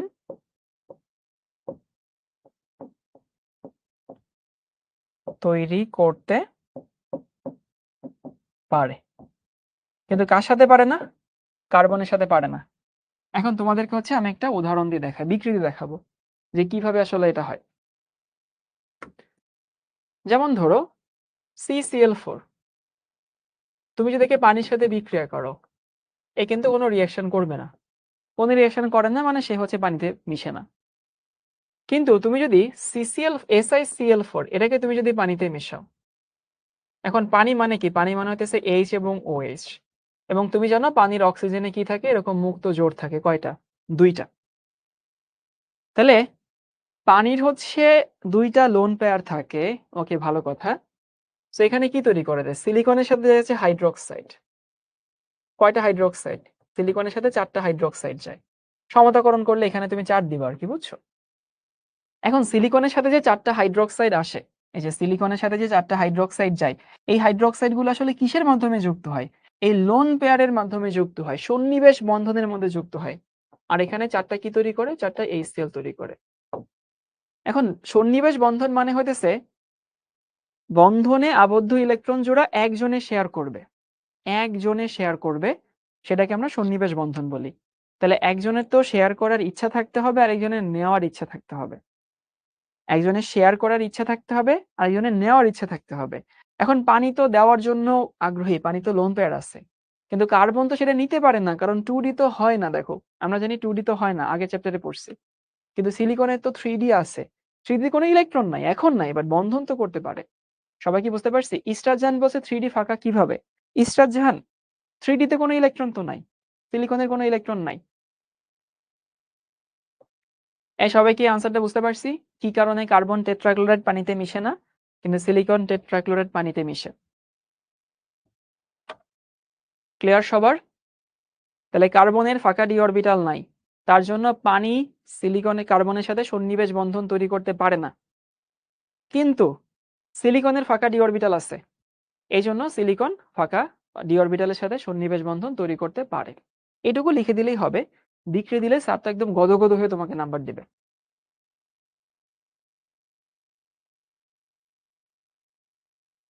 ক্লিয়ার? ওকে, ক্লিয়ার ক্লিয়ার ক্লিয়ার, বুঝেছি। ওকে, গুড। তোমরা যারা সন্নিবেশ বন্ধন এখনো বুঝো নাই, তাদেরকে আমি ধারণা করি আগামী 10টা ক্লাসে যদি সন্নিবেশ বন্ধনটা বুঝাই, তোমরা হয়তো না বোঝার দলেই থাকবা। কারণ সন্নিবেশ বন্ধন আজকে দিয়ে আমি অন্তত অন্তত হচ্ছে 5 বার ক্লাসে বলছি, কত উদাহরণ দিয়ে তোমাদেরকে বলছি, বাট তোমরা আসলে জিনিসপত্র মনে রাখতে চাও না। আসলে তোমরা জিনিসপত্র ধারণ করতে চাও না। তোমরা চাও যে প্রতি ক্লাসে তোমাদেরকে একই টপিক আসলে রিভিউ করা হবে, প্রতি ক্লাসে তোমাদের আসলে একই জিনিস পড়ানো হবে। সন্নিবেশ বন্ধন আর সমযোজী বন্ধন অনেকবার বলছি, অনেকবার, বাট তোমরা মনে রাখতে চাও না আসলে। মানে কিছু কিছু মানুষ মনে রাখতে চায় না। সমযোজী বন্ধন আর সন্নিবেশ বন্ধন, আমরা জানি সমযোজী বন্ধনে ইলেকট্রন শেয়ার হয়, সন্নিবেশ বন্ধনও ইলেকট্রন শেয়ার হয়। কিন্তু পার্থক্য হচ্ছে সমযোজী বন্ধনে এ একটা শেয়ার করে, ও একটা শেয়ার করে। সমযোজী বন্ধনে হইতেছে দুইজনেই শেয়ার করে এবং দোনোজনই ভোগ করে। সো ধরো এখানে হইতেছে, আমি যদি বলি যে নাইট্রোজেনের সাথে হাইড্রোজেনের 3টা বন্ধন আছে, সো এগুলো সন্নিবেশ সমযোজী বন্ধন। সো এই বন্ধনের একটা ইলেকট্রন শেয়ার করছে হাইড্রোজেন, একটা ইলেকট্রন শেয়ার করছে নাইট্রোজেন, একটা শেয়ার করছে হাইড্রোজেন, একটা শেয়ার করছে নাইট্রোজেন, একটা হাইড্রোজেন, একটা হইতেছে নাইট্রোজেন। এরকমটাই হয় না নর্মালি। ওকে, বাট সমস্যা নাই, আমাদের কাজই হইতেছে তোমাদেরকে বেবি সিটিং করা, তোমাদেরকে একেবারে দেখে না যে খাও বাবা খাও, একবার না খাইছো সমস্যা নেই, আবার খাও, আবার খাও, আবার খাও। তোমরা যতবার খাইতে চাইবে আমরা ততবার তোমাদের খাওয়াবো আর কি, এটা আমাদের কাজ, করি সেটা। তো এই হচ্ছে এমনই আছে। তো প্রতিটা হচ্ছে আমাদের কি বন্ধন? সমযোজী বন্ধন। কিন্তু নাইট্রোজেন একটা লোন পেয়ার আছে। এবার অনেকে জিজ্ঞেস করবে লোন পেয়ার কি জিনিস? লোন পেয়ার হইতেছে, দেখো নাইট্রোজেনের মোট শেষ শক্তি স্তরে ইলেকট্রন থাকে হচ্ছে 5টা, 3টা দিয়ে বন্ধন তৈরি করছে, সো 2টা এখনো জোড়া আছে আর কি, বুঝছো? 2টা এখনো জোড়া আছে, সেই জোড়াটা বন্ধনে নেয়নি, সেটা একলা একলা আছে, এই জন্য এগুলোকে লোন পেয়ার বলে। এবার আবার তোমরা কেউ জিজ্ঞেস করবা নাইট্রোজেনের শেষে কেন 5টা থাকে, তখন আমাকে ফেরত যেতে হবে নাইট্রোজেন হচ্ছে গ্রুপ 15 এর মৌল, তার জন্য 5টা থাকে। তারপরে তোমরা জিজ্ঞেস করবা নাইট্রোজেন কেন 15 এর মৌল, তখন আমাকে এবার বলতে হবে বাবা দেখো নাইট্রোজেনের পারমাণবিক সংখ্যা হচ্ছে 7, তাহলে প্রথম স্তরে থাকে 2টা, তারপরে স্তরে যায় হচ্ছে 5টা। ওকে, যাই হোক, আমরা আসি। তো নাইট্রোজেনের এরকম একটা মুক্ত জোড় থাকে আর কি, বুঝছো? তো ওর সাথে যখন একটা H+ আসে নাইট্রোজেনের আশেপাশে, অ্যামোনিয়ার আশেপাশে, সো H+ মানে কি, ওর যে 1s অরবিটালটা ছিল সেই ইলেকট্রন চলে গেছে আর কি, 1s1 ছিল সেটা চলে গেছে। তো ওর একটা কি আছে, ওর একটা ফাঁকা অরবিটাল আছে, সেটার সাথে এরা ইলেকট্রন শেয়ার করে। কে শেয়ার করে? সেটা হইতেছে নাইট্রোজেন শেয়ার করে। ভাই এই হাসানকে একটু ব্লক করে দেন তো। হ্যাঁ, ঠিক আছে, নেন। ওকে, তো হচ্ছে নাইট্রোজেন, নাইট্রোজেন হচ্ছে হাইড্রোজেনরে বলে যে বাবা ঠিক আছে, তোর কোনো ইলেকট্রন নাই আর আমার একটা পেয়ার আছে, তাহলে ঠিক আছে, একটা কাজ কর যে হইতেছে তুইও ভোগ কর, আমিও হচ্ছে ভোগ করি আর কি, দোনোজনই হইতেছে ইলেকট্রন ভোগ করি, আমারও ক্ষতি হবে না, তোরও ক্ষতি হবে না। তখন এরা একটা বন্ধন তৈরি করে, এই বন্ধনকে বলা হয় সন্নিবেশ বন্ধন। এখন এই বন্ধনটা আমি তোমাদেরকে রেজাল্টটা দেখাই। রেজাল্টটা হয় এরকম। নাইট্রোজেন, এই হচ্ছে আমার হাইড্রোজেন। এখন দেখো, এইটাও 2টা ইলেকট্রন, এইটাও 2টা ইলেকট্রন, এটাও 2টা ইলেকট্রন, এখানেও 2টা ইলেকট্রন। এবং এই ইলেকট্রনগুলো যেভাবে থাকে, এই ইলেকট্রন 2টাও কিন্তু সেভাবেই থাকে। ওকে? এই ইলেকট্রনগুলো সেভাবেই থাকে। তো কথা হচ্ছে ভাই, তাহলে এদের সাথে এর পার্থক্য কি? পার্থক্য হইতেছে বন্ধন তৈরির আগে। সো বন্ধন তৈরির আগে পার্থক্য মানে হইতেছে যে বন্ধন তৈরির আগে একটা নাইট্রোজেন শেয়ার করছে, একটা হাইড্রোজেন শেয়ার করছে। আর এইখানে নাইট্রোজেন একলা শেয়ার করছে। সো যদি তুমি সন্নিবেশ বন্ধন তৈরি করতে চাও, মানে তুমি যদি সন্নিবেশ বন্ধন তৈরি করতে চাও, তাহলে এই যে নাইট্রোজেন যে এক জোড়া আছে না, নাইট্রোজেনের এক জোড়া থাকতে হবে আর কি। কখনো কখনো এটা নেগেটিভ চার্জ হিসেবে থাকে, আবার কখনো কখনো হইতেছে লোন পেয়ার হিসেবে থাকে। তো নাইট্রোজেনের লোন পেয়ার এখানে আছে। আর হাইড্রোজেনকেও নিতে হবে, নেওয়ার জায়গা থাকতে হবে। সো H প্লাস যদি না হইতো, তাহলে কিন্তু আর ওখানে ইলেকট্রনটা সে নিতে পারতো না। সো সন্নিবেশ বন্ধন তৈরি হওয়ার শর্ত হইতেছে একজনের এক জোড়া থাকতে হবে লোন পেয়ার, আর আরেকজনকে হইতেছে সেই লোন পেয়ার নেওয়ার জায়গা থাকতে হবে। বুঝছো? এইভাবে সন্নিবেশ বন্ধন তৈরি হয়। তো পানিতে তো 2টা লোন পেয়ার আছে। পানিতে যেহেতু 2টা লোন পেয়ার আছে, এই যে পানিতে অক্সিজেনের সাথে 2টা লোন পেয়ার আছে। সো পানি কিন্তু শেয়ার করার জন্য রেডি। কিন্তু পানি যার সঙ্গে শেয়ার করবে তারও তো আগ্রহ থাকতে হবে। সো তার যদি আগ্রহ থাকতে হয়, সেটা আসলে কার্বনের নাই। কারণ কার্বনের হতেছে ফাঁকা ডি অরবিটাল হচ্ছে নাই।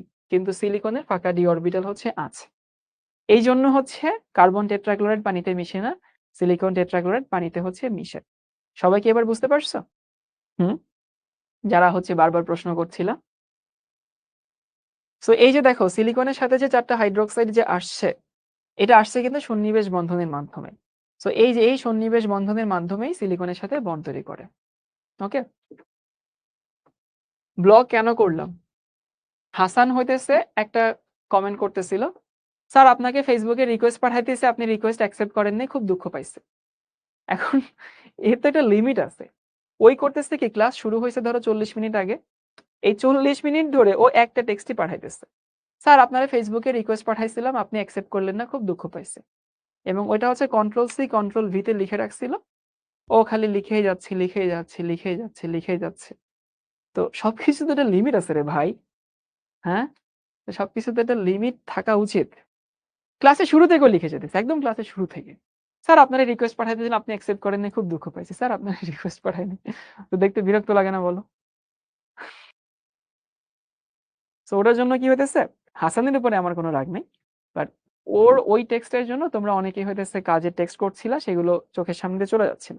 স্প্যামিং করছিল, এই জন্য হচ্ছে ব্লক করে দিয়েছে।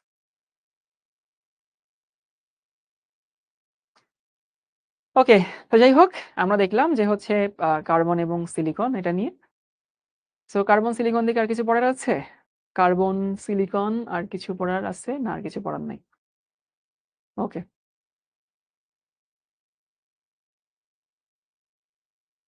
এরপরে লিখে নেওয়া হচ্ছে গ্রুপ, পরের গ্রুপ। গ্রুপ হচ্ছে 15।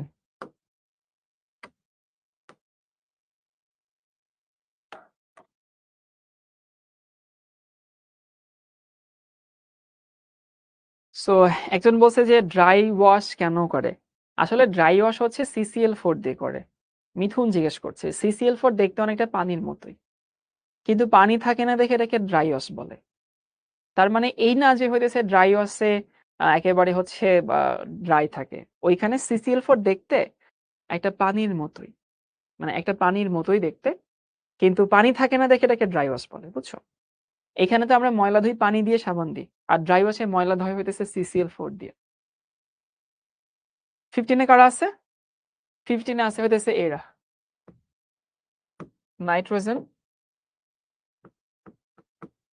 ফসফরাস, আর্সেনিক, অ্যান্টিমনি, আর হচ্ছে বিসমাথ। এর মধ্যে পড়বো কাদেরকে নিয়ে? পড়বো হচ্ছে এই দুইটাকে নিয়ে, নাইট্রোজেন এবং হচ্ছে ফসফরাস। ওকে?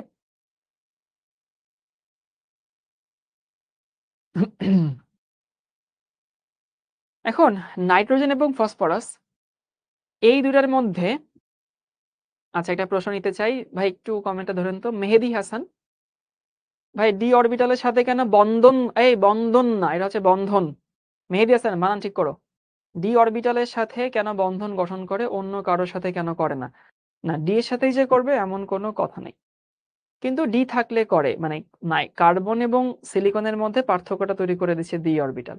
এই জন্য আমরা হইতেছে ডি অরবিটালকে নিয়ে কথা বলছি, মানে কম্পেয়ার করছি না। সো নাইট্রোজেনের ক্ষেত্রে কি থাকে? নাইট্রোজেনের ক্ষেত্রে N2 থাকে। N2 মানে হইতেছে, দেখো নাইট্রোজেন নাইট্রোজেনের মধ্যে ট্রিপল বন্ড থাকে। এই বন্ধনের শক্তি কত জানো? 945 কিলোজুল। শক্তিটা কিন্তু অনেক বেশি, হিউজ অ্যামাউন্টের বেশি। এই যে 945 কিলোজুল যে থাকে ভাই, এই শক্তি ভাঙতে অনেক তাপ লাগে, প্রায় 3000 ডিগ্রি সেলসিয়াস তাপমাত্রা লাগে। মানে নাইট্রোজেন নাইট্রোজেন ট্রিপল বন্ড থাকে, এটা ভাঙতে অনেক শক্তি লাগে। এখন নাইট্রোজেন যদি কারোর সঙ্গে বিক্রিয়া করতে চায়, তাহলে আগে এই বন্ধনটা ভাঙতে হবে। এই বন্ধন না ভাঙলে কিন্তু নাইট্রোজেন কারোর সাথে বিক্রিয়া করে না। সো নাইট্রোজেন নাইট্রোজেন বন্ধন শক্তি এত বেশি দেখেই আসলে নাইট্রোজেনকে কি বলা হয়? এটাকে বলা হয়, ধরো আমি বলতেছি, গরিবের নিষ্ক্রিয় গ্যাস। গরিবের নিষ্ক্রিয় গ্যাস মানে আসলে নিষ্ক্রিয় না, কিন্তু ধরো আমাদের কোন একটা জায়গায় নিষ্ক্রিয় গ্যাস দরকার, তো সেখানে আমাদের হিলিয়াম নিয়ন কেনার ধরো সামর্থ্য নাই, সেখানে আমরা কি ব্যবহার করি? নাইট্রোজেন ব্যবহার করি। খুবই নিষ্ক্রিয় গ্যাস, এর কারোর সঙ্গে বিক্রিয়া করতেই চায় না। যদি বিক্রিয়া করতো, তাহলে ভাই বাতাসের 78% নাইট্রোজেন আছে, তাহলে তো বাতাসের সবাই বাতাসের সাথে বিক্রিয়া করতো। বাতাসে অক্সিজেন আছে হচ্ছে 21% আর নাইট্রোজেন আছে 78%, তাহলে বাতাসে 99%ই নাইট্রোজেন আর অক্সিজেন দিয়ে ভরা। যদি নাইট্রোজেন সবার সাথে বিক্রিয়া করতো, তখন নাইট্রোজেন এবং অক্সিজেন মিলে অক্সাইড তৈরি করে ফেলতো সারা বাতাস ভরে। সেটা তো হয় না আসলে, বুঝছো? তো নাইট্রোজেন খুবই নিষ্ক্রিয় গ্যাস। আমাদের যে চিপসের প্যাকেট, সেই চিপসের প্যাকেটের মধ্যে নাইট্রোজেন থাকে। কেন থাকে? কারণ যেন চিপস গুলো জারিত না হয়ে যায়। জারিত হয়ে গেলে এগুলো দেখবা যে চিপস গুলো ডিসকালারড হয়ে যাবে, জারিত হয়ে যাবে। তার জন্য হইতেছে এই বন্ধন শক্তি হচ্ছে 945 কিলোজুল। চিপসের মধ্যে নাইট্রোজেন থাকে। এরপর আসে হইতেছে ফসফরাস। ফসফরাস প্রকৃতিতে থাকে এটা P4 হিসাবে। নাইট্রোজেন যেমন হইতেছে N2 থাকে, সো মাঝে মধ্যে একটা প্রশ্ন আসে। প্রশ্ন হচ্ছে এরকম, ফসফরাসের আণবিক ভর কত?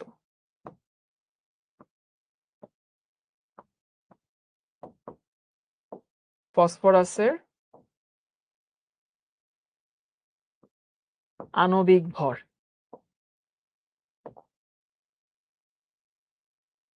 সো ফসফরাস নরমালি হচ্ছে P4 হিসেবে থাকে প্রকৃতিতে। সো ফসফরাস যদি P4 হিসেবে থাকে, তাহলে দেখো তো একটা ফসফরাসের পারমাণবিক ভর 31 গুণন হচ্ছে 4, তার মানে কত? 4 অক্ষে 4, 3 4 12।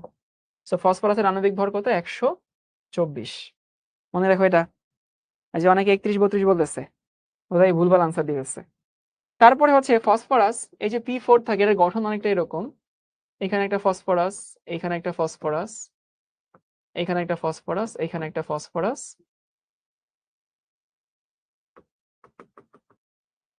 মানে ব্যাপারটা এরকম থাকে যে 4টা ফসফরাস এভাবে থাকে, এখানে একটা, এখানে একটা, এখানে একটা, এখানে একটা, অনেকটা এভাবে থাকে আর কি, তাঁবুর মতো অনেকটা। এখন দেখো তো এখানে তল কয়টা? একটা তল, দুইটা তল, তিনটা তল, নিচে একটা তল, মোট 4টা তল, মানে এভাবে থাকে। তাঁবু যেরকম তুমি টানাও না, এখন তাঁবুর যদি এরকম হয় যে 3 পাশে 3টা দড়ি টানো, সো 3 পাশে 3টা দড়ি টানাইলে কি হয়? একটা 4টা তল হয়। এই যে 4 পাশে 3টা তল, নিচে একটা তল। এটার গঠন হচ্ছে চতুস্তলকীয়, মানে 4টা তল থাকে। ইংলিশে বলা হয় টেট্রাহেড্রাল। টেট্রাহেড্রাল। তাহলে বেসিক তথ্য হচ্ছে নাইট্রোজেনের বন্ধন শক্তি অনেক বেশি, 945 কিলোজুল। আর হইতেছে ফসফরাস হচ্ছে P4 হিসেবে প্রকৃতিতে থাকে, এবং ফসফরাসের আণবিক ভর হইতেছে 124। মনে রেখো, এমসিকিউর জন্য মাঝে মধ্যে লাগবে। এরপর আসে হইতেছে, এখানে একটা প্রশ্ন আসে প্রকৃতিতে, আরেকটু বলি যে ফসফরাস হচ্ছে দুইটা রূপভেদ বেশি পাওয়া যায়। একটা হচ্ছে শ্বেত ফসফরাস,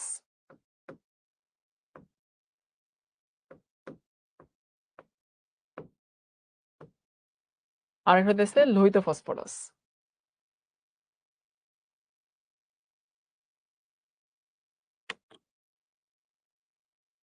মানে কার্বনে যেরকম হইতেছে দুইটা বহুরূপী আছে, একটা হইতেছে কার্বন হচ্ছে ডায়মন্ড, একটা হচ্ছে গ্রাফাইট। ঠিক সেরকম ফসফরাস হচ্ছে অনেকগুলো রূপভেদ পাওয়া যায়, বাট প্রকৃতিতে বেশি পাওয়া যায় হতেছে এটা, একটা হচ্ছে শ্বেত ফসফরাস, সাদা ফসফরাস বা হোয়াইট ফসফরাস, আর একটা হতেছে লাল ফসফরাস বা হচ্ছে রেড ফসফরাস। ভাই কার্বনের পি অরবিটাল তো পূর্ণ, তাহলে কার্বন কেন পানির সাথে যুক্ত হয় না? পি অরবিটাল পূর্ণ না, আরে কার্বন এনার্জেটিক করলে পূর্ণ হয়ে যায়। তুমি যখন ইলেকট্রন এনার্জি দিবা তখন এই যে পিতে চলে আসো।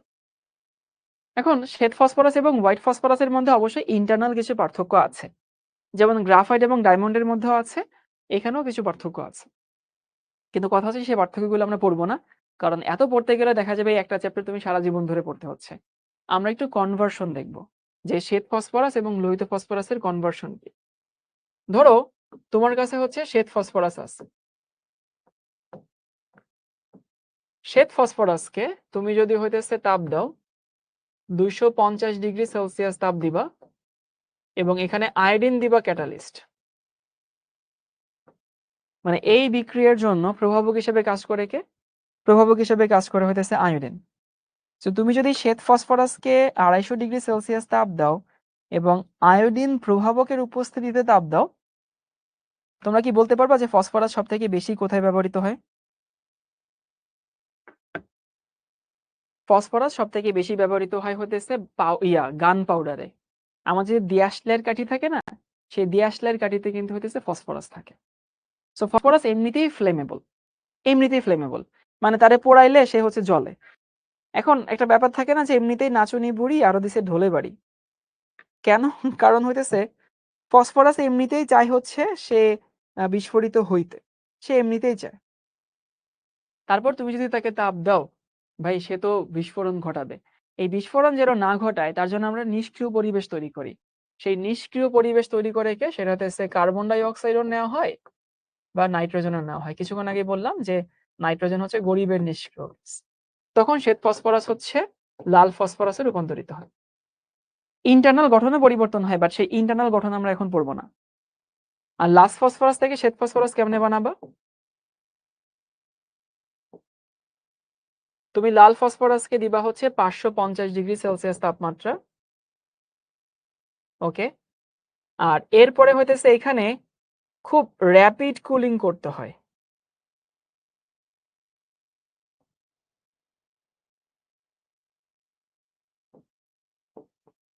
এটা হচ্ছে সাদা ফসফরাস হয়,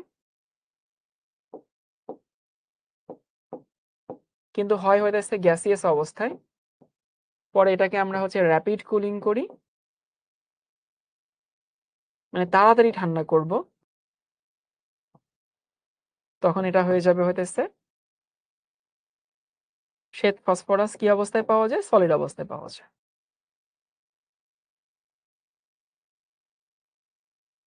এবং এখানে আমরা কি নেই? কার্বন ডাই অক্সাইড নেই অথবা নাইট্রোজেন নেই। তাহলে কি বললাম ভাইয়া?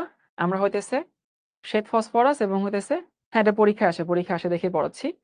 শ্বেত ফসফরাস এবং লাল ফসফরাস, এটার কনভার্সন দেখবো। শ্বেত ফসফরাসকে তুমি যদি আয়োডিন প্রভাবক নাও, 250 ডিগ্রি তাপ দাও, একটা ইনার্ট পরিবেশ তৈরি করতে হয়, ইনার্ট বা নিষ্ক্রিয় পরিবেশ।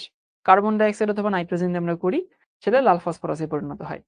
আর লাল ফসফরাসকে তুমি 550 ডিগ্রি সেলসিয়াস তাপমাত্রা দিবে, এখানে ক্যাটালিস্ট লাগে না, তখন শ্বেত ফসফরাস তৈরি হয়। তাপ এত বেশি যে শ্বেত ফসফরাস হচ্ছে সেটা গ্যাসিয়াস থাকে, সেটাকে র্যাপিড কুলিং। একজন জিজ্ঞেস করছে র্যাপিড কুলিং কি? র্যাপিড মানে তাড়াতাড়ি, কুলিং মানে ঠান্ডা, তোমরা এটাও বুঝো না? র্যাপিড কুলিং মানে তাড়াতাড়ি ঠান্ডা করলে শ্বেত ফসফরাস নর্মাল সলিড অবস্থায় পাওয়া যায়। ঠিক আছে, এরপরে আমাদের আরেকটা প্রশ্ন পড়তে হবে, প্রশ্নটা লিখে নাও। প্রশ্ন হচ্ছে এইটা, PCl5 তৈরি হলেও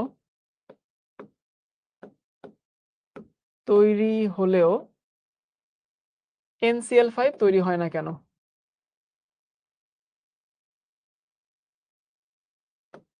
তৈরি হয় না কেন, এই হচ্ছে প্রশ্ন। মানে ফসফরাসের সাথে পেন্টাক্লোরাইড তৈরি হয়, PCl5 তো হয়, তুমি দেখছো। তাহলে ফসফরাস এবং নাইট্রোজেন একই গ্রুপের মৌল। আচ্ছা, আমাকে একজন বলছে ক্যাটালিস্ট কি, বুঝি নাই। ক্যাটালিস্ট মানে প্রভাবক আব্দুল্লাহ, প্রভাবক, যে বিক্রিয়ার গতিকে বাড়ায়, প্রভাবক। আনিকা তাহসিন বলতেছে ক্যাটালিস্ট কি ভাইয়া? প্রভাবক ভাই, প্রভাবক। বিক্রিয়ার গতিকে বাড়ায়। সো PCl5 তৈরি হয়, বাট NCl5 কেন তৈরি হয় না? নাইট্রোজেন, ফসফরাস তো একই গ্রুপের মৌল। তাহলে একই সুবহানাল্লাহর প্রভাবগুলো কি মনে রাখা লাগবে? যেগুলো লিখে দিচ্ছি অবশ্যই মনে রাখা লাগবে। সো একই গ্রুপের মৌল যদি হয় তাহলে তো ভাই তারা হইতেছে একই টাইপের যৌগ তৈরি করার কথা। PCl5 হইলে NCl5 ও তো হওয়ার কথা। তো কেন হয় না একটু বলে দিই। সেটা হচ্ছে আমরা একটু আগে ফসফরাসের ইলেকট্রন বিন্যাস দেখি। ফসফরাস তো 15। 15 মানে হইতেছে এইটা 1s2 2s2 2p6 3s2 3p3। দেখো এই হচ্ছে ফসফরাসের ইলেকট্রন বিন্যাস। তুমি হিসাব করে দেখো সেটা হচ্ছে 15। এবং 15 ক্ষেত্রে এই যে এস এ হচ্ছে আমার একটা অরবিটাল আছে, আর পিতে অরবিটাল কয়টা? পিতে অরবিটাল হচ্ছে 3টা, তাই না? সো এস এ হচ্ছে একটা আর পিতে হচ্ছে 3টা। তাহলে খেয়াল করছো ফসফরাসের যোজনী শেল, তৃতীয় শক্তি স্তর হচ্ছে যোজনী শেল। তো এই যোজনী শেলে কি আছে? ফসফরাসের একটা হচ্ছে যে জোড়া অবস্থায় আছে, আর 3টা হচ্ছে বিজোড় আছে। সো ইউজুয়ালি বিজোড়গুলো বন্ধন তৈরি করে আর জোড়গুলো মুক্ত জোড় হিসেবে থেকে যায়। তোমাদেরকে বারবার বলতেছি না মুক্ত জোড় মুক্ত জোড়। তাহলে খেয়াল করো ফসফরাসের যোজনী যখন 3, ফসফরাসের যোজনী যখন 3, তখন হচ্ছে তার একটা লোন পেয়ার থাকে। যেমন ধরো হচ্ছে উদাহরণ যদি দেই PH3, দেখো যে লোন পেয়ার আছে। তারপর হচ্ছে PCl3 লোন পেয়ার আছে। এবার তুমি ধরো যে ফসফরাসের যদি হইতেছে এনার্জেটিক করো, যেটাকে তোমরা বলো উত্তেজিত করো আর কি। সো ফসফরাসকে তুমি যদি উত্তেজিত করো তাহলে কি হবে? তাহলে হবে হইতেছে এইটা 1s2 2s2 2p6 3s1 3p3 3d1। 3d তে এখানে আমি লিখি নাই কারণ এখানে ইলেকট্রন ওখানে যায় নাই আর কি। কিন্তু কি হয় দেখো, আমি যদি 3d তো ওর আছে, সো 3d যদি ওর সঙ্গে থাকে, সো এই হচ্ছে এস এর একটা, এই হচ্ছে পি এর হচ্ছে 3টা, আর ডি এর ক্ষেত্রে তো অনেকগুলো ইলেকট্রন। এবং যদি হচ্ছে একটু ভাগ করে দেখাই,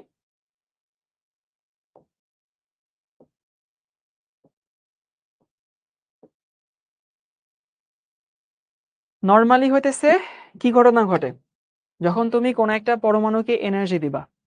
সো এনার্জি দেওয়ার পরে কি হবে? সেই পরমাণু ইলেকট্রন বিজোড় করবে। সো ইলেকট্রন বিজোড় করলে কি হয়? যেখানে জোড় ছিল সেইখান থেকে যেখানে কোনো ইলেকট্রন ছিল না সেইখানে যাবে। অনেকে বলতে পারো যে ভাইয়া পিতে 3টা ছিল, পিতে কেন গেল না? পিতে তো 6টা ধরে। পিতে 6টা ধরে কিন্তু পিতে তো কোনোটা ফাঁকা ছিল না, পুরোপুরি ফাঁকা ছিল না। সো এই যে এস এর একটা ডিতে যায়, এই যে ডিতে গেছে। এবং এই অবস্থায় যোজনী কত? এই অবস্থায় যোজনী হচ্ছে 5। দেখো 1 2 3 4 5। সো ফসফরাসের ভ্যালেন্সি 3 থেকে সরাসরি কত হয়ে যায়? 5 হয়ে যায়। এই জন্য কি হয়? এখানে PCl5 হয়। তাহলে আশা করি বুঝতে পারছি যে ফসফরাসের ক্ষেত্রে কি হয়। ফসফরাসের ক্ষেত্রে 3d আছে, এই জন্য যোজনী কত হয়? যোজনী হইতেছে 3ও হয়, যোজনী 5ও হয়। ওকে, ভালো কথা। আমরা দেখি নাইট্রোজেনের ক্ষেত্রে কি ঘটনা ঘটে। 1s2 2s2 2p3 2d তো হয় না, তাই না? সো 2d যেহেতু হয় না, সো এস এ হচ্ছে একটা আছে এবং পিতে হচ্ছে 3টা আছে। এই যে এস এ 2টা ইলেকট্রন, পিতে হচ্ছে 3টা ইলেকট্রন। নাইট্রোজেনের ক্ষেত্রে একটা লোন পেয়ার থাকে আর 3টা ইলেকট্রন বিজোড় থাকে। সো বিজোড়গুলো আসলে আমাদের বন্ধন তৈরি করে। সো বিজোড়গুলো যদি বন্ধন তৈরি করে তাহলে দেখো তো আসলে কি দাঁড়ায়। এখানে দাঁড়ায় হইতেছে NH3, এই যে তৈরি করলো NCl3, সবখানে একটা করে লোন পেয়ার থাকে। সো সবাই একটু মনে রেখো এই জিনিসটা। নাইট্রোজেনের যোজনী হয় 3 এবং একটা লোন পেয়ার থাকে, আর ফসফরাসের 3 হলে লোন পেয়ার থাকে, 5 হলে কোনো লোন পেয়ার থাকে না। সো মেইন কথা হইতেছে মেইন উত্তর কি? মেইন উত্তর হইতেছে এইটা। তুমি যদি আনসার দাও ফসফরাসের 3d সম্ভব, কিন্তু নাইট্রোজেনের কি হয় না? নাইট্রোজেনের 2d সম্ভব না, মানে ডি অরবিটাল নাই আর কি। সম্ভব না। যেহেতু ডি সম্ভব না এই জন্য ওর যোজনী 3 স্থির থাকে, 5 হয় না। তাহলে আমি সংক্ষেপ করে যদি বলে দিই, সেটা হইতেছে যে ফসফরাস এবং নাইট্রোজেন এর মধ্যে পার্থক্য কি? ফসফরাসের ইলেকট্রন বিন্যাস 3 তে যায়। সো 3 এর ক্ষেত্রে ডি হয়। অনেকে বলতে পারো 4s এ কেন যায় না? সো 4s এ যদি যায়, 4s এ যাবে না। ইলেকট্রন যখন জোড় থেকে বিজোড় হয়, তখন যে স্তরে আছে সেই স্তরের মধ্যেই বিজোড় হইতে হয়। নতুন করে একটা স্তরে যাবে না। তাহলে ফসফরাসের ক্ষেত্রে হইতেছে এখানে 3d হয় না, হয় আরকি। এইজন্য ইলেকট্রন জোড় থেকে বিজোড় হয়ে যোজনী 3 থেকে 5 হয়। কিন্তু নাইট্রোজেনে যেহেতু 2d নাই, সেহেতু যোজনী 3 থেকে 5 হয় না। সবাই কি বুঝতে পারছি?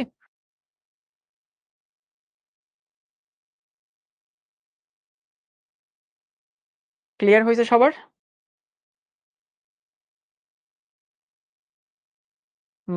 মাহিরা বলছে সব ক্যাটালিস্ট কি রিঅ্যাকশন বাড়ায় দেয়? ও মিন করছে সব ক্যাটালিস্ট কি রিঅ্যাকশন রেট বাড়ায় দেয় কিনা? কিছু বাড়ায় কিছু কমায়, নরমালি বাড়ায় যদি আলাদা করে মেনশন করে দেওয়া না থাকে। রিঅ্যাকশন রেট কমায় দেয় এটাও আছে আসলে। আচ্ছা, এর পরের প্রশ্ন। প্রশ্নটা হতেছে এইটা। NCl3 পানিতে দ্রবণীয়।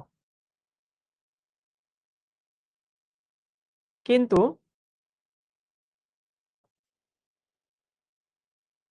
NF3 অদ্রবণীয় কেন? এই হচ্ছে প্রশ্ন।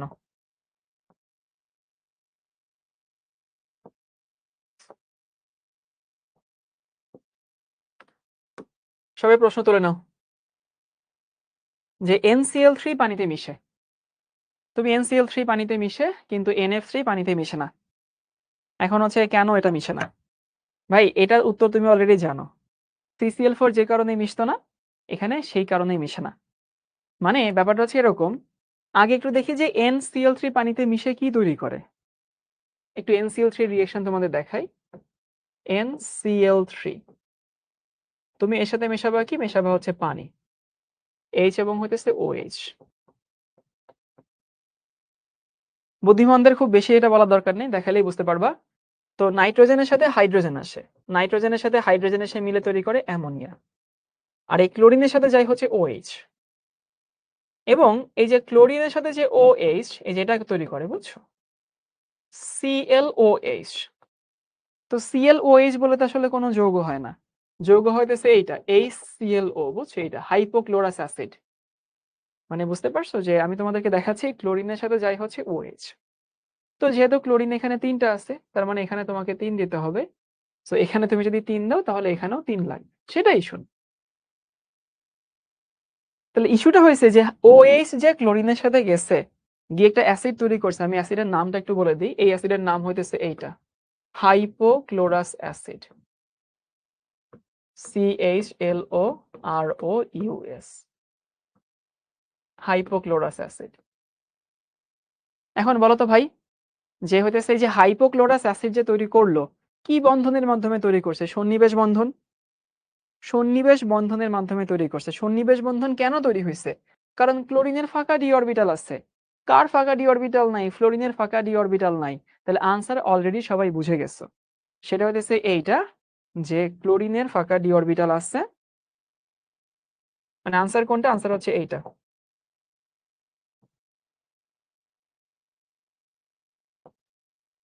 ক্লোরিনের ফাঁকা ডি অরবিটাল আছে, যেটার সাথে পানি কি করতে পারে? সন্নিবেশ বন্ধন গঠন করতে পারে। এই যে পানির যে লোন পেয়ার, মুক্ত জোড়, এই মুক্ত জোড় সেটার সাথে সন্নিবেশ বন্ধন তৈরি করতে পারে, কিন্তু ক্লোরিনের সাথে হচ্ছে পারে না। সো ক্লোরিনের ফাঁকা ডি অরবিটাল আছে।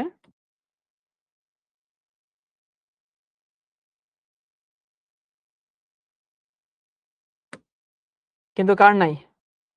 ক্লোরিনের নাই, যার সাথে পানি কি বন্ধন তৈরি করতে পারে? সন্নিবেশ বন্ধন তৈরি করতে পারে। সন্নিবেশ বন্ধন তৈরি করে, কিন্তু কার নাই? কিন্তু ফ্লোরিনের নাই। ফ্লোরিনের কি নাই? ফাঁকা ডি অরবিটাল নাই।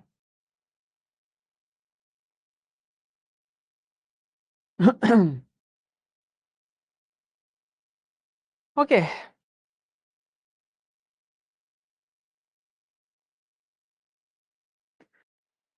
ভাই পড়ছি, সমস্যা নাই, জান আপনি।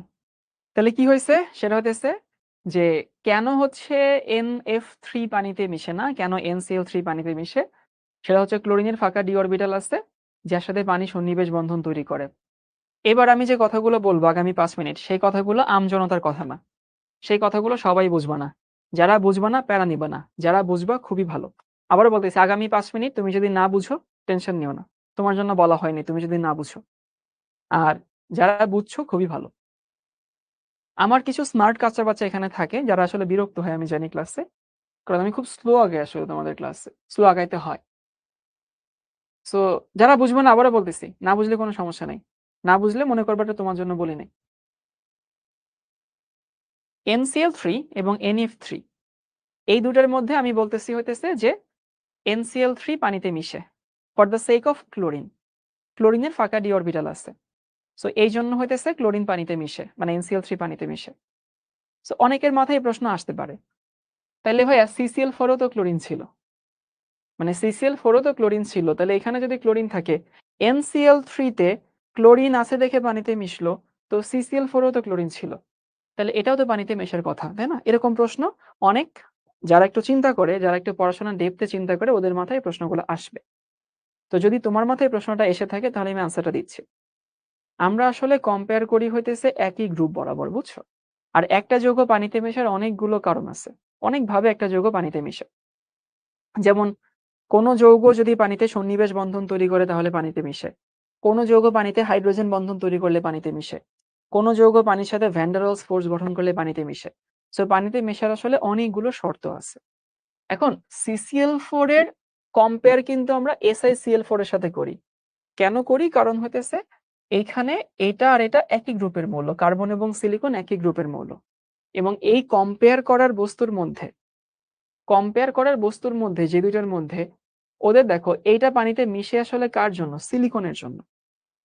তাহলে এখানে কিন্তু এই SiCl4 কিন্তু ক্লোরিনের জন্য পানিতে মিশে নাই, পানিতে মিশছে হইতেছে সিলিকনের জন্য, বুঝছো? তাহলে এই যেহেতু সিলিকনের জন্য মিশছে, আমরা এটারও কেন্দ্রীয় পরমাণু কার্বনকে নিয়ে চিন্তা করি, কারণ যেহেতু এরা একই গ্রুপের মৌল, এদের সাথে এদের কম্পারিজনটা হয়, বুঝছো? আর কার্বনের সাথে ক্লোরিন থাকা, নাইট্রোজেনের সঙ্গে ক্লোরিন থাকা এক কথা না। তো এই জন্য NCl3 এর সাথে CCl4 এর কম্পেয়ার করা উচিত না, কারণ কার্বনের সাথে ক্লোরিন আর নাইট্রোজেনের সাথে ক্লোরিন এক জিনিস না। একই ড্রেস আমাকে সুন্দর লাগে, অন্য কাউকে সুন্দর নাও লাগতে পারে, বা অন্য কাউকে সুন্দর লাগে আমাকে নাও লাগতে পারে, প্রথম কথা। দ্বিতীয় কথা, NCl3 এর সাথে তুমি হচ্ছে CCl4 এর কম্পেয়ার করবা না, এই দুটার সাথে কম্পেয়ার করতেছি কারণ এরা একই গ্রুপের মৌল, এদের গঠন এক রকমের, এবং এরা পানিতে মিশে হইতেছে দেখো, মানে যার সাথে তুমি কম্পেয়ার করতেছো এটার সাথে এর কম্পারিজন তো হচ্ছে। তো সিলিকন পানিতে মিশছে সিলিকনের জন্য, বন্ধনটা কিন্তু সন্নিবেশ বন্ধন সিলিকনের সাথে হচ্ছে, বাট এখানে কার্বনের সাথে হতে পারছে না। সো এখানে ক্লোরিন আসলে কিছুই না।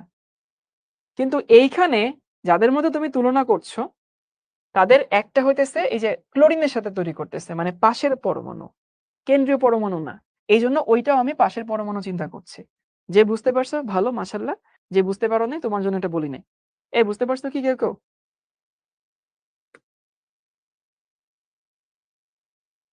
15 মিনিট বাড়ায় দেন। তারপরে লিখে নেওয়া হইতেছে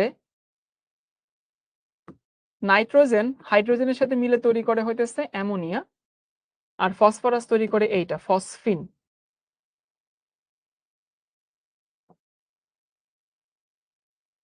ওকে গুড, যে বুঝছো ভালো কথা, আর যে বুঝো নাই তোমার জন্য বলি নাই। ওকে, এখন দেখো যে অ্যামোনিয়া এবং হচ্ছে ফসফিন, ওইটা হইতেছে অ্যামোনিয়া, এটা হইতেছে ফসফিন। তো অ্যামোনিয়াতেও লোন পেয়ার থাকে, বলছিলাম যে যোজনী যখন 3 হয় তখন এদের একটা লোন পেয়ার থাকবেই। অ্যামোনিয়াতেও লোন পেয়ার আছে, ফসফেনও লোন পেয়ার আছে।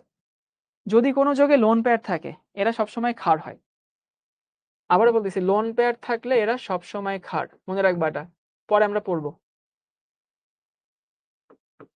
লোন পেয়ার বা মুক্ত জোড়, লোন পেয়ার থাকলে সেটি ক্ষার। একটা স্পেশাল নাম আছে, লুইস ক্ষার বলে, বুঝছো? তার মানে অ্যামোনিয়াও ক্ষার এবং এটা হইতেছে ক্ষার। তো প্রশ্ন আসে যে এদের মধ্যে হইতেছে ক্ষার শক্তিশালী কে? সো উত্তর হচ্ছে অ্যামোনিয়া শক্তিশালী ক্ষার।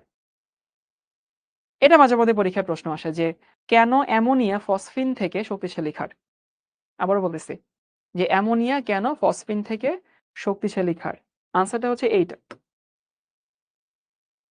আচ্ছা, অ্যামোনিয়া নাইট্রোজেন, এই হচ্ছে আমাদের নাইট্রোজেন, এখানে হাইড্রোজেন আছে, এখানে হাইড্রোজেন আছে, এখানে হাইড্রোজেন আছে, লোন পেয়ার আছে, আর এখানে ফসফরাস আছে।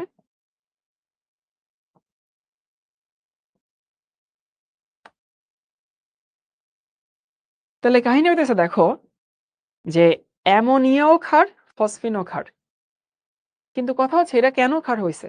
লোন পেয়ারের জন্য। একটু ভালো মতো ধরো, এরা লোন পেয়ার হওয়ার জন্যই কিন্তু ক্ষার হয়েছে। অ্যামোনিয়াও ক্ষার কেন? For the presence of lone pair. ফসফিনও কেন ক্ষার? For the presence of lone pair. Okay, তাহলে অ্যামোনিয়াও ক্ষার, আচ্ছা আমাকে শাহেদ বলছে লোন পেয়ার আছে বুঝবো কিভাবে? এই যে তোমাকে আমি বলে দিলাম না যে যারা গ্রুপ 15-তে আছে নাইট্রোজেন ফসফরাস, এরা সবসময় হচ্ছে একটা লোন পেয়ার থাকবে যদি 3 হলে। তোমাকে অভিজ্ঞতা থেকে বুঝতে হবে শাহেদ আহমেদ। এটা তোমার 9-10-এ পড়ে আসার কথা, বাট হয়তো কোনো কারণে পড়ে আসো নাই, সেজন্য বলছে। সামিরা বলছে লোন পেয়ার কি? লোন পেয়ার হচ্ছে একটা ম্যাজিক, একটা জাদুর কাঠি, বুঝছো? যেটা অ্যামোনিয়ার আছে, লোন ফসফিনেরও আছে। এখন আমাকে দেখতে হবে এর মধ্যে শক্তিশালী ক্ষার কোনটা। যে ক্ষারটাতে লোন পেয়ারের ডেন্সিটি বেশি, যে ক্ষারে লোন পেয়ারের ডেন্সিটি বেশি, সে তীব্র ক্ষার হবে। এখন আমরা জানি যে নাইট্রোজেন ফসফরাস থেকে বেশি তড়িৎ ঋণাত্মক।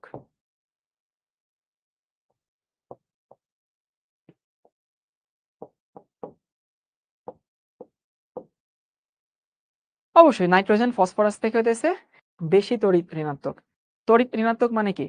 তড়িৎ ঋণাত্মক মানে হচ্ছে সমযোজী বন্ধনে শেয়ারকৃত ইলেকট্রন নিজের দিকে সে টানবে। সো এই যে নাইট্রোজেন হাইড্রোজেনের যে দুইটা ইলেকট্রন আছে, সেই ইলেকট্রন দুটো নাইট্রোজেন নিজের দিকে টানে। এইখানে যে ইলেকট্রন দুইটা আছে সেগুলো নাইট্রোজেন নিজের দিকে টানে। এই যে এইখানে যে ইলেকট্রন গুলো আছে সেগুলো নাইট্রোজেন নিজের দিকে টানে, বুঝছো? কারণ ইলেকট্রোনেগেটিভিটি ব্যাপারটা এরকম, সমযোজী বন্ধনে শেয়ারকৃত ইলেকট্রন নিজের দিকে টানবে। সো টানার ফলে কি হয়? এই লোন পেয়ারের ডেন্সিটি বেড়ে যায়।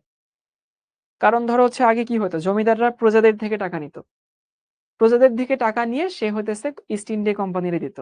তো সে করে কি, হাইড্রোজেন থেকে ইলেকট্রন নিজের দিকে টেনে লোন পেয়ারের ডেন্সিটি বেড়ে যায়। সো লোন পেয়ারের ডেন্সিটি বেড়ে যায় দেখে সে হচ্ছে তীব্র ক্ষার হয়। তাহলে নাইট্রোজেন ফসফরাস থেকে বেশি তড়িৎ ঋণাত্মক, ফলে অ্যামোনিয়াতে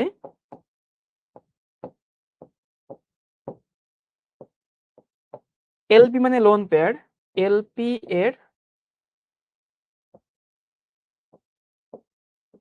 ঘনত্ব বেশি হয়।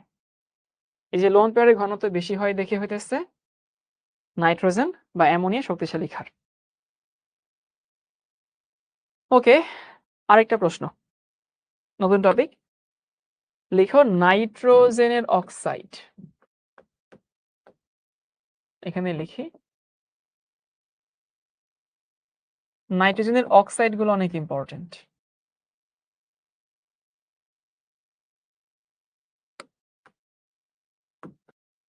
নাইট্রোজেনের মোট 5টা অক্সাইড প্রকৃতিতে পাওয়া যায়, খুব ইম্পর্টেন্ট এটা।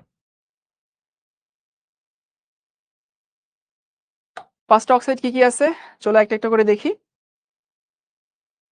একটা হচ্ছে এইটা N2O নাইট্রাস অক্সাইড, NO একটা, N2O3, NO2। এটাকে কেউ এভাবে বলে আর কি, N2O4 বলে, বাট এটাকে বেশি প্রচলিত হইতেছে NO2 হিসাবে। আরেকটা হইতেছে N2O5। Okay, so nitrous oxide, nitric oxide, তারপরে হইতেছে ডাইনাইট্রোজেন ট্রাইঅক্সাইড, নাইট্রোজেন ডাইঅক্সাইড, এবং হইতেছে N2O5 নাইট্রোজেন পেন্টাঅক্সাইড। রাফি বলতেছে ইলেকট্রোনেগেটিভিটি কিভাবে মুখস্থ করব, সামনে আসবে, টেনশন নিও না। কিন্তু ফসফরাস থেকে যে নাইট্রোজেনের বেশি, এটুকু তোমার এই বয়সে জানা উচিত। এটুকু জানলে আপাতত হচ্ছে। এই প্রতিটা অক্সাইডে নাইট্রোজেনের জারণ মানের কিছু পার্থক্য আছে। যেমন ধরো যদি বলি যে অক্সিজেনের জারণ মান হচ্ছে -2, তাহলে এখানে নাইট্রোজেনের জারণ মান হচ্ছে +2। এইখানে নাইট্রোজেনের জারণ মান হচ্ছে +1। দেখো এই যে অক্সিজেনের হচ্ছে -2, নাইট্রোজেনের +2। সো দুইটার যদি +2 হয় তাহলে হইতেছে একটার +1 হয়। এইখানে হচ্ছে +3, এইখানে হচ্ছে +4, আর এখানে হচ্ছে +5। নাইট্রোজেনের জারণ মান লিখলাম আর কি, বুঝছো? আমি আশা করি এই বয়সে তোমরা জারণ মান বের করতে পারো আর কি। সো এই 5টা অক্সাইডে নাইট্রোজেনের জারণ মান হচ্ছে 5 রকম। এবং এই অক্সাইডগুলোর কিছু নাম আমাদের হচ্ছে শিখতে হবে। যেমন প্রথমটার নাম হইতেছে নাইট্রাস অক্সাইড। নাইট্রাস। দ্বিতীয় অক্সাইডের নাম হইতেছে নাইট্রিক অক্সাইড।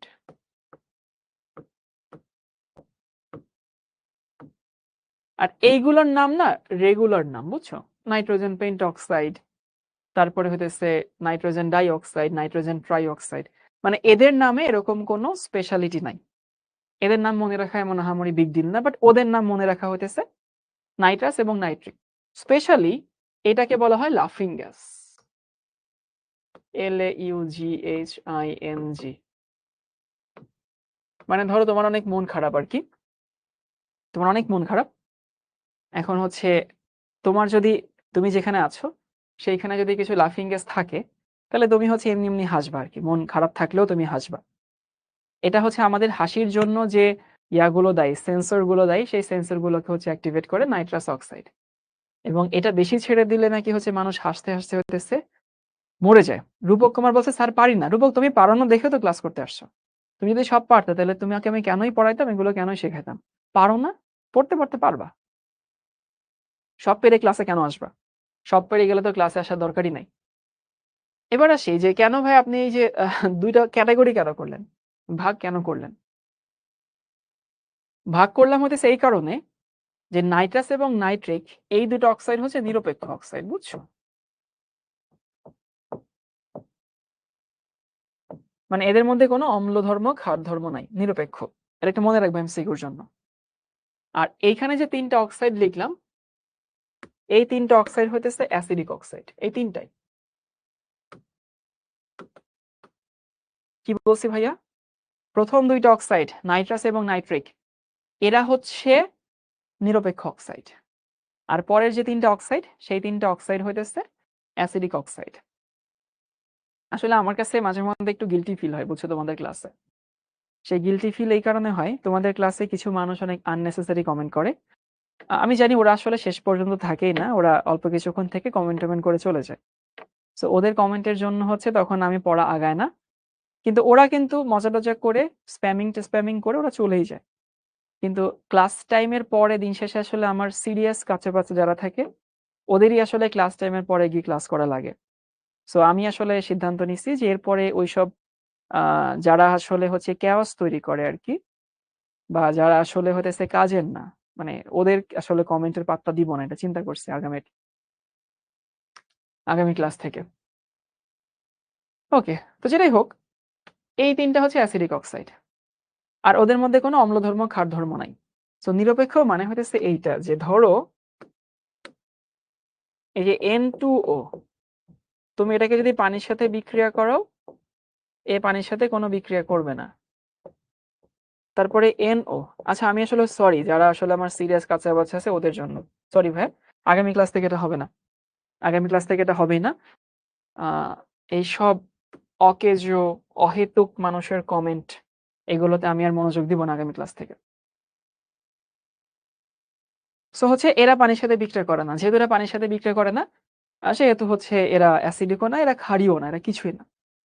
কিন্তু এইগুলো পানির সাথে বিক্রিয়া করে অ্যাসিড তৈরি করে। যেমন ধরো তুমি যদি এইটাকে নাও N2O3, এরা হচ্ছে পানির সাথে বিক্রিয়া করে, ও পানির সাথে বিক্রিয়া করে তৈরি করে নাইট্রাস অ্যাসিড। সমতাকরণ যদি করতে চাও এখানে 2 দাও, সমতাকরণ হয়ে যাবে। তাইলে এই যে N2O3 পানির সাথে বিক্রিয়া করে নাইট্রাস অ্যাসিড তৈরি করে, তার মানে অ্যাসিডিক অক্সাইড। তোমরা শিখছিলে না পানির সাথে বিক্রিয়া করে ক্ষার তৈরি করে দেখে ক্ষার ধাতু বলতা? তাহলে এই অক্সাইড পানির সাথে বিক্রিয়া করে নাইট্রাস অ্যাসিড তৈরি করে, সুতরাং definitely it has to be an acidic oxide. তারপরে তুমি যদি যে N2O5 এটাকে পরে লিখি, তুমি যদি এটাকে পানির সাথে বিক্রিয়া করো H2O, ও পানির সাথে বিক্রিয়া করে তৈরি করে দিয়েছে নাইট্রিক অ্যাসিড। যদি সমতাকরণ করো তাহলে ধরো এখানে 2 থাকে আর কি, তার মানে এটা অ্যাসিডিক অক্সাইড। আর এই যে এইটাকে তুমি যদি হইতেছে NO2, একে পানির সাথে বিক্রিয়া করো, ও 2টা অ্যাসিড তৈরি করে, নাইট্রাস অ্যাসিডও তৈরি করে, নাইট্রিক অ্যাসিডও তৈরি করে। সমতাকরণ করলে এখানে একটা 2 দাও, তাহলে হয়ে গেছে। তাহলে এই 3টে অ্যাসিডই যেহেতু পানির সাথে বিক্রিয়া করে অ্যাসিড তৈরি করে, মানে 3টাই হইতেছে অ্যাসিডিক অক্সাইড। তারা না বলছে এরা কি কোনো রিঅ্যাকশন করে না? এরা কোনো রিঅ্যাকশন করে না, এরা করে। কেন করে? এটা একটা ন্যাচারাল ফেনোমেনা, এরা করে দেখে আমরা অ্যাসিডিক অক্সাইড বলি। ওকে, ভালো কথা। এখন দেখো, এইটা পানির সাথে বিক্রিয়া করে, একটু ভালো মতো বুঝো, এখন একটু এদিকে তাকাও। এরা পানির সাথে বিক্রিয়া করে নাইট্রাস অ্যাসিড তৈরি করে। তাহলে বুঝতে পারো, নাইট্রাস আমি ইনডিরেক্টলি বলতে পারি যে নাইট্রাস অ্যাসিড থেকে পানি মাইনাস করলে এটা পাবা, নাইট্রাস অ্যাসিড থেকে পানি মাইনাস করলে এটা পাবা। আর কোনো যৌগ থেকে পানি মাইনাস করলে সেটাকে বলা হয় অ্যানহাইড্রাইট। তাহলে নাইট্রাস অ্যাসিডের শুষ্ক ভার্সন এটা, এর সাথে পানি যোগ করলে এটা পাও। তাহলে এখান থেকে পানি মাইনাস করলে এটা হয়, এখান থেকে পানি মাইনাস করো, তাহলে এটা পাবো না? তাহলে এই অক্সাইডটা হইতেছে নাইট্রাস অক্সাইডের বা নাইট্রাস অ্যাসিডের শুষ্ক ভার্সন, এই জন্য এটাকে বলা হইতেছে নাইট্রাস অ্যানহাইড্রাইট। নামটা খুবই ইম্পর্টেন্ট, নাইট্রাস অ্যানহাইড্রাইট। অ্যানহাইড্রাইট শব্দের অর্থ হচ্ছে শুষ্ক, ড্রাই। আচ্ছা, এই যে এটার সাথে যদি ওটা না বুঝে আসো, এটার সাথে পানি যোগ করলে এটা হয়, তাহলে এখান থেকে পানি মাইনাস করলে এটা হয়। তাহলে এটা কি? এটা হইতেছে নাইট্রিক অ্যাসিডের ড্রাই ভার্সন। তাহলে ওইটা যদি হইতেছে নাইট্রাস অ্যানহাইড্রাইট হয়, এটাকে আমরা কি বলতে পারি? এটাকে আমরা বলতে পারি নাইট্রিক অ্যানহাইড্রাইট। ধরো আমি একটু কপি করে নিয়ে আসি।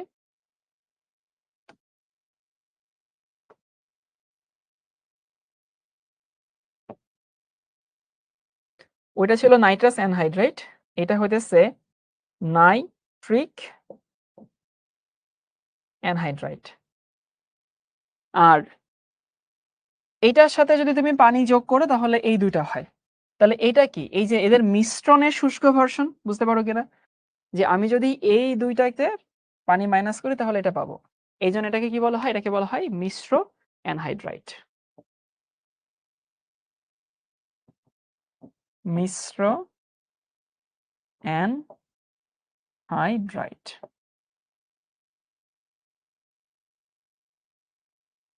ওকে, পানি যুক্ত হইল নাকি রিঅ্যাকশন হইল বস? সাজিদুল ইসলাম, সাজিদুল হক, পানি যুক্ত হওয়ার মাধ্যমে রিঅ্যাকশন হইল। আচ্ছা, এইবার এই কথাটাও সবার জন্য না, আমার সিরিয়াস কাছে বাচ্চাদের জন্য। কারো যদি মনে হয়ে থাকে তুমি যদি আমার এই কথাগুলো না বুঝো তাহলে সমস্যা নাই, সবার জন্য এই কথাগুলো বলছি না। অনেকে মনে করতে পারো যে ভাইয়া নাইট্রোজেনের যোজনী কখনো 5 হয় না। ওকে, এখন নাইট্রোজেনের যোজনী যদি কখনো 5 না হয় তাহলে এখানে কেন 5 হলো? আসলে এখানে নাইট্রোজেনের যোজনী 5 হয় না, নাইট্রোজেনের যোজনী 3ই থাকে। এটা সংকেত তোমাদের দেখাই দেই। নাইট্রোজেন, অক্সিজেন, নাইট্রোজেন, এইখানে অক্সিজেন, এইখানে অক্সিজেন, এই বাকিটা কিন্তু সন্নিবেশ বন্ধন, বাকিটা সন্নিবেশ বন্ধন। মানে নাইট্রোজেনের যোজনী হইতেছে 3 হওয়ার পরে, নাইট্রোজেনের যোজনী 3, দেখো এই যে ঠিকই 3, এখানে 3 হওয়ার পরে তার যে লোন পেয়ারটা থাকে সেটা দিয়ে সে অক্সিজেনের সাথে সন্নিবেশ বন্ধন গঠন করে। এই যে এইখানে নাইট্রোজেনের যোজনী 3 হওয়ার পরে সে আরেকটা সন্নিবেশ বন্ধন গঠন করে। সো মনে করার কোনো কারণ নাই যে নাইট্রোজেনের যোজনী 5 হয়ে গেছে, যোজনী ঠিকই 3 আছে। 3 হওয়ার পরে বাকি লোন পেয়ার এখানে ইউজ করছে, বুঝছো? ওকে, সো আজকে আমরা হচ্ছে 15 পর্যন্ত দেখলাম। কি কি শিখলাম সংক্ষেপে রিভিউ করে দেই। আমরা কার্বন, আসলে 2টা গ্রুপ পড়ছি, কার্বন সিলিকন নিয়ে পড়ছি, আর হতেছে নাইট্রোজেন ফসফরাস নিয়ে পড়ছি। আগামী ক্লাসে এই দুটো দেখে আসো। আমরা আগামী ক্লাসে হতেছে এস ব্লক, পি ব্লক শেষ করব, ডি ব্লকে চলে যাব। ঠিক আছে? তো ভালো থেকো সবাই, আল্লাহ হাফেজ সবাইকে।